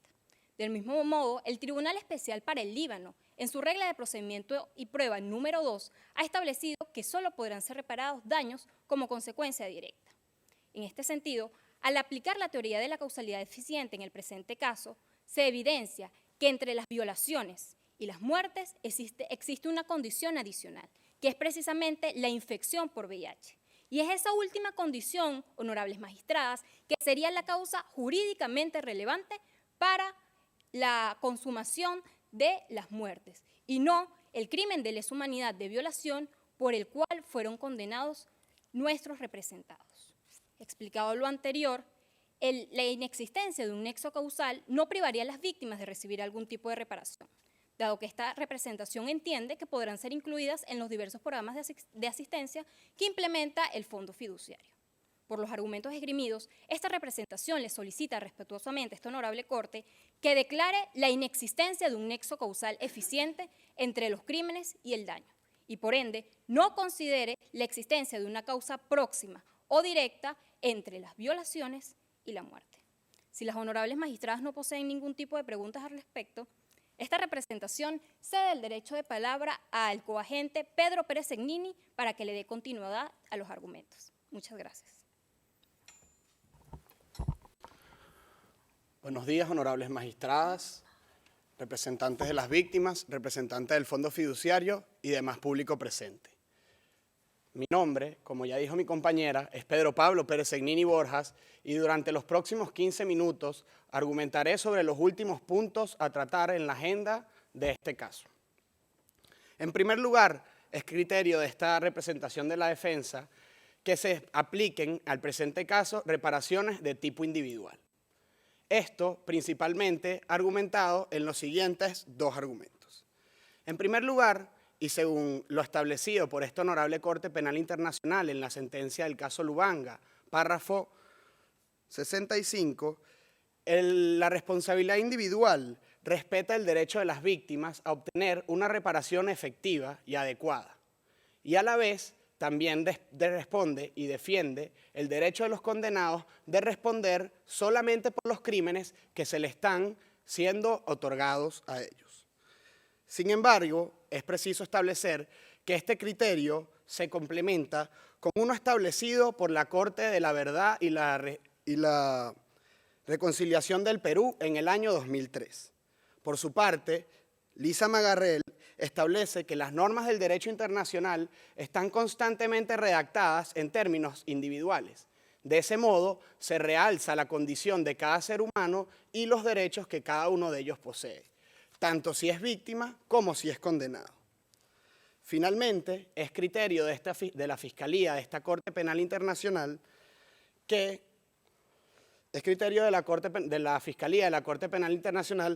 estas reparaciones individuales se adaptan al sufrimiento particular que ha tenido cada una de las víctimas en el caso concreto y a la vez se subsumen en los límites fijados por la condena que ya se estableció en fecha 26 de febrero del 2015 en el caso en particular.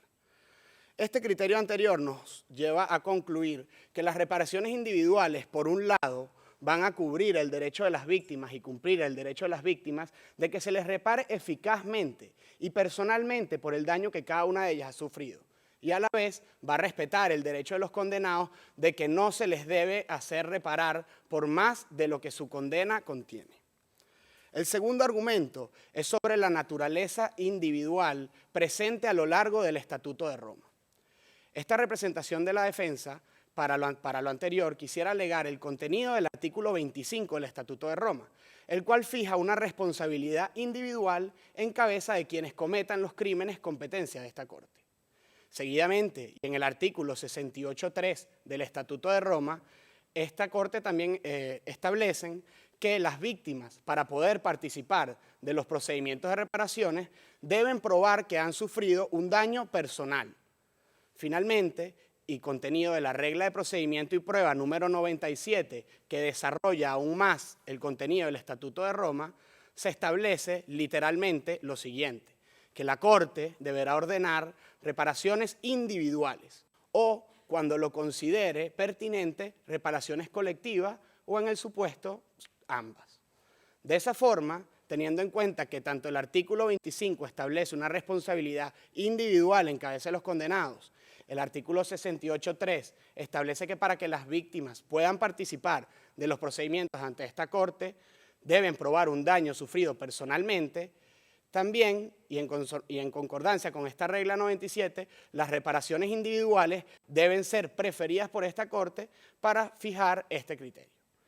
Esta representación de la defensa está consciente de que en el caso Lubanga, esta Honorable Corte adoptó la medida de reparaciones colectivas. Sin embargo, como ya se ha establecido, este criterio no resulta vinculante, ya que el artículo 21.2 establece que la Corte podrá, no deberá, tomar en cuenta los criterios que ha establecido anteriormente.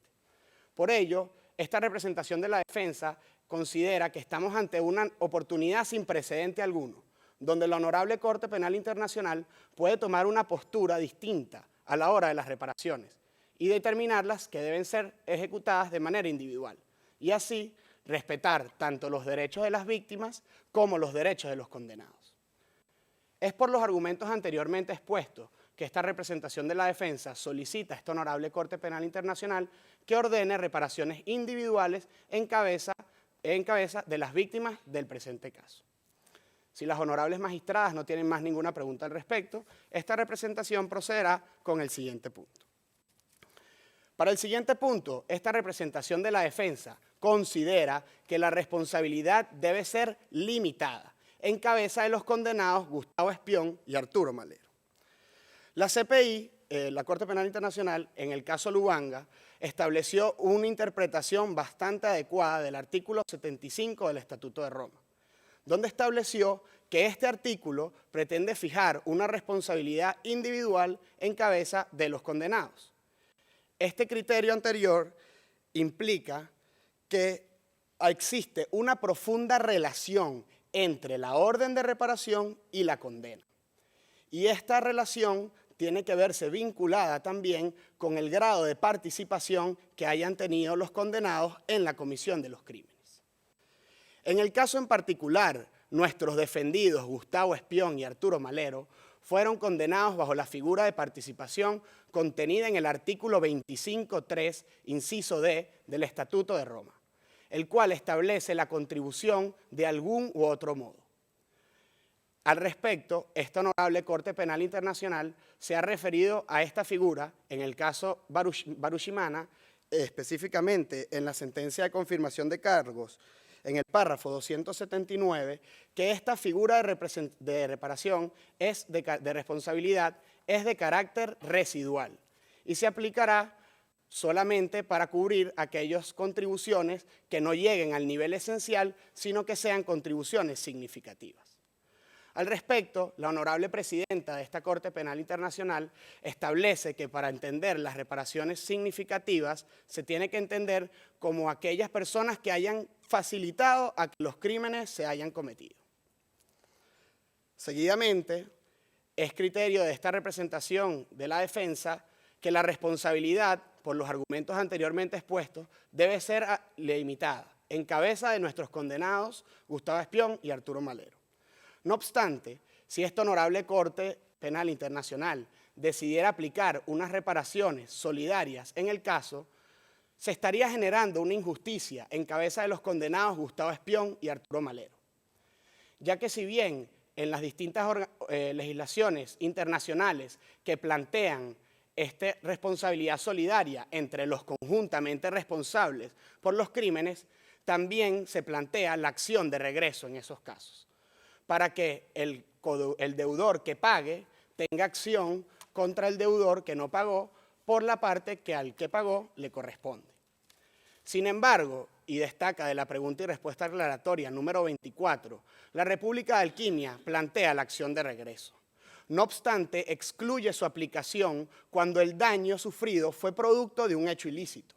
Por ende, si se llegase a estimar una responsabilidad solidaria en cabeza de nuestros defendidos Gustavo Espión y Arturo Malero, ellos no tendrían acción de regreso contra los verdaderos autores de los crímenes cometidos en la República de Alquimia, que, según los hechos del caso, párrafo 11, son los ciudadanos Juan Malatesta, expresidente de la República de Alquimia, y sus ministros Medina y Blanco. Por los argumentos anteriormente expuestos. Disculpe que lo interrumpa, no me queda claro cuál es su argumento. Por una parte usted está diciendo que la participación del artículo 25.3d es una participación residual, ha alegado que la responsabilidad debe ser proporcional en el pago de las reparaciones, pero después habla de que hay otros responsables y menciona también el Estado de Alquimia. Aclare bien, por favor, cuál es su posición en relación a la responsabilidad del Estado y la responsabilidad de estos otros terceros que no han sido condenados en este caso. Muchas gracias por su pregunta, honorable magistrada. La posición de la defensa es que se establezca una responsabilidad limitada individual en cabeza de nuestros condenados. Como ya se ha establecido anteriormente, esta Corte Penal Internacional juzga responsabilidad de individuos y no de estados. Sin embargo, esta representación de la defensa trajo a colación la contribución de la República de Alquimia y de los otros funcionarios simple y llanamente para hacer el ejercicio mental de proyectarnos qué sucedería si se ordenan reparaciones solidarias. Y lo que sucedería si éstas se llegan a ordenar es que estos ciudadanos no pudiesen ejercer la acción de regreso contra los verdaderos autores de estos hechos. Y por ende estarían respondiendo por hechos que ellos no cometieron porque la responsabilidad se estaría ampliando de una manera solidaria e ilimitada. Por los argumentos anteriormente expuestos es que la representación de la defensa reafirma que la responsabilidad en este caso en cabeza de nuestros defendidos debe de ser limitada y no se le deben condenar, no se le debe hacer reparar por hechos que ellos no hayan cometido. Finalmente, si estas honorables magistradas no poseen ninguna pregunta al respecto, esta representación se procederá a exponer sobre el último punto de la agenda, el cual versa sobre la admisión de la República de Alquimia a participar como tercero de buena fe ante los procedimientos en esta Corte. El artículo 75.3 del Estatuto de Roma establece que todo Estado que tenga interés puede participar en los procedimientos ante esta Corte. Así, Eva Bertman ha establecido 3 criterios que pueden hacer valer un interés por parte del Estado. El primero de ellos es el criterio de territorialidad. Si los crímenes se cometieron en el territorio del Estado, éste posee un interés legítimo para participar en los procedimientos ante esta Corte. En segundo lugar, está el elemento de la nacionalidad de las víctimas. Si las víctimas de los crímenes son nacionales del Estado, este Estado tiene un interés legítimo de participar. Finalmente, el último criterio es el de nacionalidad de los funcionarios que perpetraron los hechos. Si ellos son de la nacionalidad del Estado que reclama participar, este tiene un interés legítimo. La República de Alquimia no solamente reúne 1 y 2 requisitos, sino que reúne los 3 requisitos. Por ende, queda verificado que ésta tiene un interés legítimo de participar. Sin embargo, también es preciso abordar la definición del término de buena fe. Y para ello debemos acudir a diferentes fuentes en jurisprudencias internacionales, ya que el Estatuto de Roma y las reglas de procedimiento y prueba no definen particularmente este principio básico de derecho. Así, la Corte Internacional de Justicia, en el caso Nueva Zelanda contra Francia, ha establecido que la buena fe debe entenderse como un principio básico a la hora de hacer valer y establecer las obligaciones en el derecho internacional, destacando la confianza como valor fundamental en este punto. También la Corte Constitucional de Colombia, en la sentencia 1194/08, estableció que la buena fe debe ser el comportamiento correcto esperado de una persona honesta. Finalmente, el Tribunal Penal Internacional para la ex Yugoslavia, en el caso Blaskić, estableció que la buena fe implica un grado de cooperación con el Estado que lo está solicitando. En el caso en particular, la República de Alquimia, desde que se iniciaron los procedimientos ante esta Corte, ha colaborado fehacientemente con la Corte Penal Internacional. Por ende, es inapropiado establecer que ésta no posee un interés legítimo y no puede hacer valer su derecho de la defensa ante esta Corte Penal Internacional en el caso que le atañe. Lastimosamente, la figura del 93.1K establece una obligación de cooperar de los Estados partes con la Corte Penal Internacional. La República de Alquimia es Estado parte de la Corte Penal Internacional y está vista en la obligación de cooperar con ella, congelando los bienes que fueron identificados en los hechos del caso, para con ellos hacer frente a las reparaciones. Sin embargo, en este caso, la República de Alquimia también es propietaria de estos inmuebles y su obligación de cooperar también se ve mezclada con su interés de participar y hacer defender su derecho. Esta representación de la defensa no excluye que en procesos posteriores esta Corte Penal Internacional evalúe si Alquimia puede o no defender su derecho de propiedad sobre estos inmuebles. Lo único que la representación de la defensa solicita es que se le sea escuchada y se le sea respetado su derecho de la defensa. Finalmente, si estas honorables magistradas no tienen más preguntas, la representación de la defensa procederá con su petitorio. Es por los argumentos antes expuestos que la representación de la defensa solicita que, en primer lugar, no se admitan a las víctimas indirectas del crimen de asesinato a participar en los procedimientos de reparación, ya que éstas no fueron incluidos en la condena. En segundo lugar, que declare la inexistencia de un nexo causal eficiente entre los crímenes adjudicados y los daños sufridos por las víctimas indirectas que sus familiares murieron a causa de la infección del VIH. En tercer lugar, que ordene reparaciones de carácter individual en cabeza de las víctimas. En cuarto lugar, que fije una responsabilidad limitada en cabeza de nuestros defendidos Gustavo Espión y Arturo Malero. Y finalmente, que admita a la República de Alquimia a participar como tercero de buena fe. Muchas gracias por su tiempo y es todo por parte de la defensa.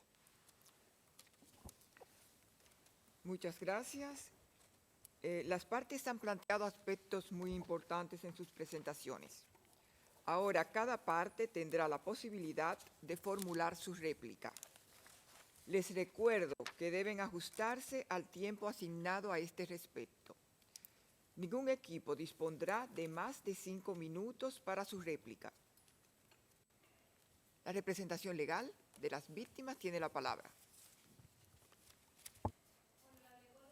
Esta representación legal de las víctimas ejercerá su derecho a réplica en primer lugar en relación a las consideraciones manifestadas por el Fondo Fiduciario para las Víctimas y en segundo lugar en relación a las consideraciones manifestadas por la defensa.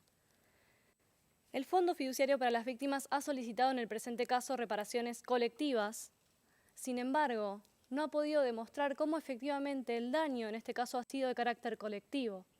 Surge expresamente del párrafo 27D de los hechos del caso, que el daño físico y psicológico de nuestros representados ha sido de carácter personal e individual. También pareciera desconocer el mandato de asistencia, pese a las solicitudes que ha efectuado esta representación legal de las víctimas, que se encuentra consagrado por la regla 98, párrafo 5 de las reglas de procedimiento de prueba y por la regla número 50 del reglamento del Fondo Fiduciario para las Víctimas, para no dejar desamparadas a las víctimas que no han sido alcanzadas, quizás, que no podrán ser alcanzadas por la orden de reparaciones. Por otro lado, la defensa ha utilizado de manera deliberada, en el punto 1 de agenda, un estándar de prueba demasiado rígido. Y en este caso advierte la diferencia existencial entre lo que se establece en la sentencia de atribución de responsabilidad penal y lo que debe establecerse en la sentencia de atribución de responsabilidad civil. En este caso, las personas ya han sido condenadas y lo que debe determinarse es la magnitud del daño para poder determinar una responsabilidad civil. El criterio que ha adoptado esta Corte, en el párrafo número 84 de la decisión de la Sala de Apelaciones, por la cual se ordenaron reparaciones en el caso Lubanga, es el de preponderancia o prevalencia de evidencias. Y hay que tener en particular consideración las dificultades que se le presentan a las víctimas de obtener evidencia en este caso. Además, el estándar de prueba utilizado por la defensa, como el de más allá de toda duda razonable, no es el único estándar que prevé el Estatuto de Roma. Podemos mencionar el artículo 53 del Estatuto de Roma en cuanto a los requisitos de admisibilidad, en donde se manifiestan el carácter de fundamentos razonables para una admisibilidad de un caso a la Corte, o bien el artículo 61, párrafo 7 del Estatuto de Roma, que consagra otro estándar de prueba utilizado por el Estatuto de Roma. Por otro lado, también ha considerado al crimen de lesa humanidad de persecución como un tipo agravado, sin perjuicio de que la jurisprudencia de la Corte Penal Internacional no ha mencionado esta cuestión y han utilizado también la jurisprudencia del Tribunal Penal para la antigua Yugoslavia, aun cuando el Estatuto no exige una conexión con actos o crímenes de competencia de esta Corte. Distinguida Corte, por otro lado, se ha utilizado la jurisprudencia del caso Barushimana para analizar la responsabilidad penal en virtud del artículo 25, párrafo 3, inciso D. En este caso no se han confirmado los cargos y si bien en la sentencia de condena en el caso Katanga se ha establecido que es un carácter accesorio esta modalidad de responsabilidad, aquí los señores Espión y Malero han realizado contribuciones esenciales y no se puede mensurar el daño para poder determinar la responsabilidad proporcional. Por otro lado, también han manifestado en cuanto a la responsabilidad civil limitada, que en el Estado de Alquimia no existen garantías de repetición derivadas de la comisión de ilícitos. Sin embargo, esto no es óbice para que se pueda garantizar una reparación efectiva a nuestras víctimas. El hecho de que de la legislación interna de los estados que han cometido crímenes internacionales.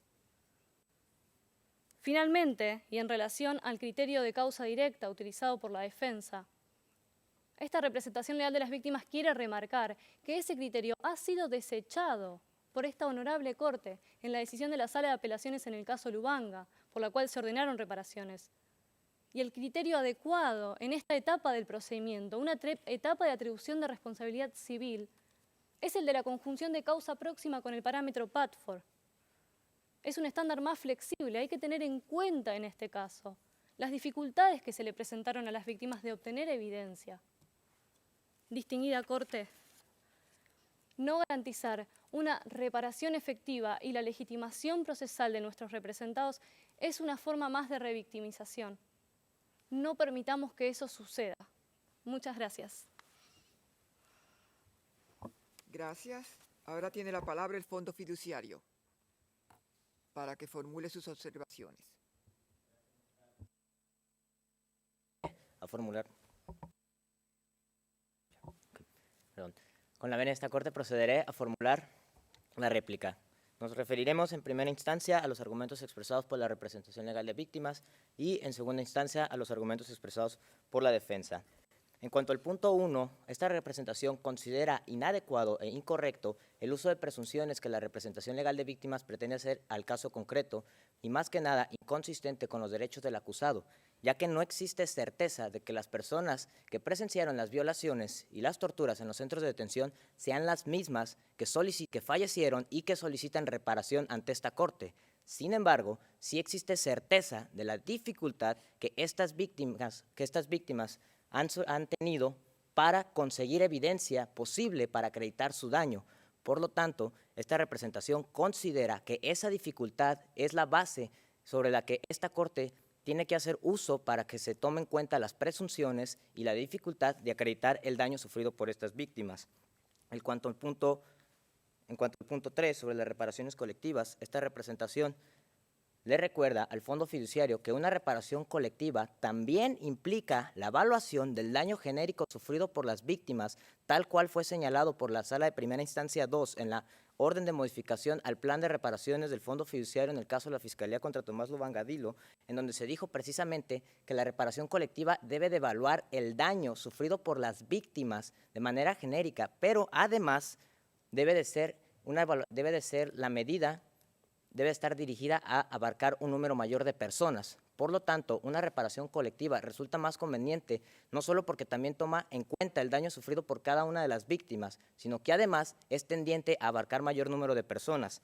Asimismo, la representación legal de víctimas ha utilizado que el bienestar social debe de ser abarcado por una reparación. Sin embargo, esta representación le recuerda que una reparación individual implica el riesgo de estigmatizar a las víctimas y crear tensión en la sociedad, porque no todas las víctimas son reparadas y son reparadas únicamente aquellas que participan en los procedimientos ante esta Corte. Por lo tanto, una reparación colectiva, tal cual ha sido manifestado por esta Corte, en la jurisprudencia anteriormente citada, la reparación colectiva es la única que puede garantizar el restablecimiento de la solidaridad social en las ciudades donde se cometieron los crímenes. En otro orden de ideas, en cuanto a las manifestaciones expresadas por la defensa, esta representación le recuerda que en contraposición a la jurisprudencia expresada y citada por el Tribunal Penal para la ex Yugoslavia, el Estatuto de Roma sí recoge este elemento de conectividad en cuanto al crimen de lesa humanidad de persecución, el cual se configura con cualquier otro acto de los contenidos en el artículo 7.1 o cualquier crimen competencia de la Corte. De los actos contenidos en el artículo 7.1 del Estatuto se desprende el asesinato, en el cual, según la respuesta a las preguntas aclaratorias número 17, la materialidad de dicho crimen sí se tuvo por probada. Es decir, la intención discriminatoria con la que se cometió la persecución resultó en el asesinato y la privación al derecho fundamental a la vida de las personas fallecidas. Por lo tanto, resulta claro que el daño sufrido por estas víctimas sí se desprende de un crimen de lesa humanidad de persecución y objeto de la condena.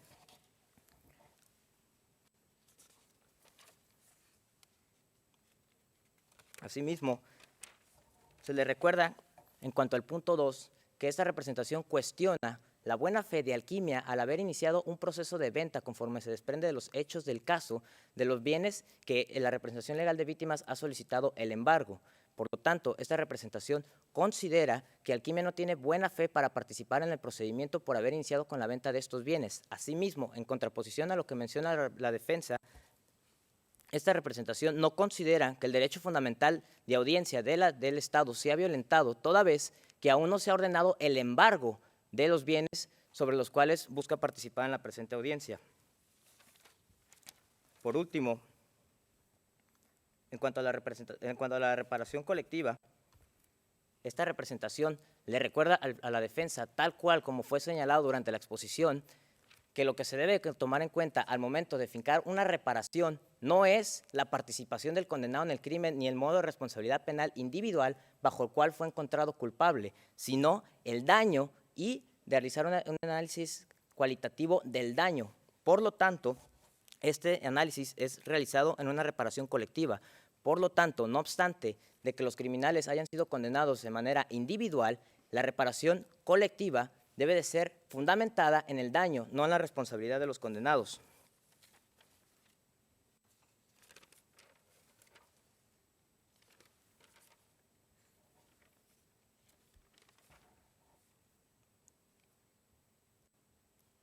Por último, gracias.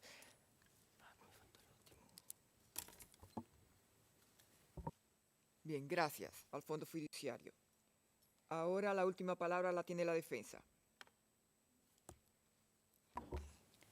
Tras escuchar los argumentos de la representación legal de las víctimas y de la representación del Fondo Fiduciario y sus respectivas réplicas, esta representación se pronunciará acerca del estándar probatorio. En este sentido, honorables magistradas, a diferencia de lo expresado por la representación legal de las víctimas, la aplicación de un estándar de mayor rigurosidad, como más allá de toda duda razonable, no iría en detrimento de los derechos de las víctimas. Más bien, honorables magistradas, iría en su favor. Y esto debido a que la aplicación de tal estándar permite excluir a aquellas víctimas que no han sido consideradas como las víctimas concretas del presente caso. En este sentido, considerando que tanto nuestros defendidos como el Fondo Fiduciario poseen un número menor de recursos, reparar únicamente conforme a aquellas víctimas que han sido consideradas como tales en el presente caso, sin lugar a dudas, las beneficiaría, dado que los recursos a reparar serían mayores. En este sentido, tal vez en la aplicación de reparaciones colectivas tenga sentido establecer un estándar de menor rigurosidad. Sin embargo, dado que la representación legal de las víctimas ha establecido su interés porque sus víctimas sean reparadas de manera individual, es necesario en este sentido aplicar un estándar de mayor rigurosidad. Y esto debido a que el daño alegado por una víctima entonces tendría que ser demostrado de modo que puede inferirse de esto que fueron provocados conforme a la conducta de nuestros defendidos. En este sentido, y a diferencia de lo que ha establecido la representación del Fondo Fiduciario, esta representación jamás ha negado el elemento de persecución. Simplemente ha establecido que se confunden tales elementos con el acto persecutorio y con el elemento de conexión. En vista de esto, su señoría, y en vista de que independientemente de la fase civil en que nos encontremos, es necesario respetar los derechos de nuestros defendidos conforme no solo al artículo 68.3 del Estatuto de Roma, sino a la constante defensa de tales derechos que ha guardado esta honorable Corte, también en el caso Lubanga, esta representación reitera su petitorio y le solicita a esta honorable Corte, en primer lugar, que declare la ilegitimidad que tienen las víctimas indirectas del crimen de lesa humanidad de asesinato para participar en los procedimientos de reparación. En segundo lugar, la inexistencia de un nexo causal eficiente entre los crímenes y el daño. En tercer lugar, las reparaciones individuales que deben ser dictadas por esta honorable Corte. En cuarto lugar, la responsabilidad civil limitada que debe ser dictada por esta honorable Corte en favor de nuestros defendidos. Y en quinto lugar, la posibilidad de admitir a la República de Alquimia como tercero de buena fe. Gracias.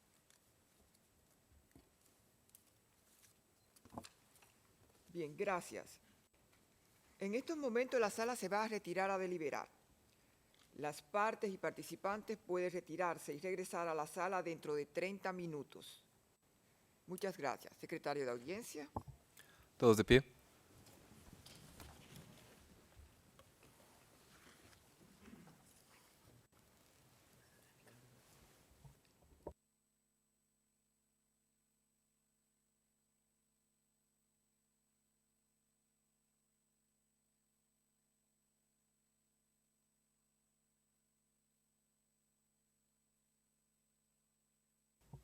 Pueden sentarse.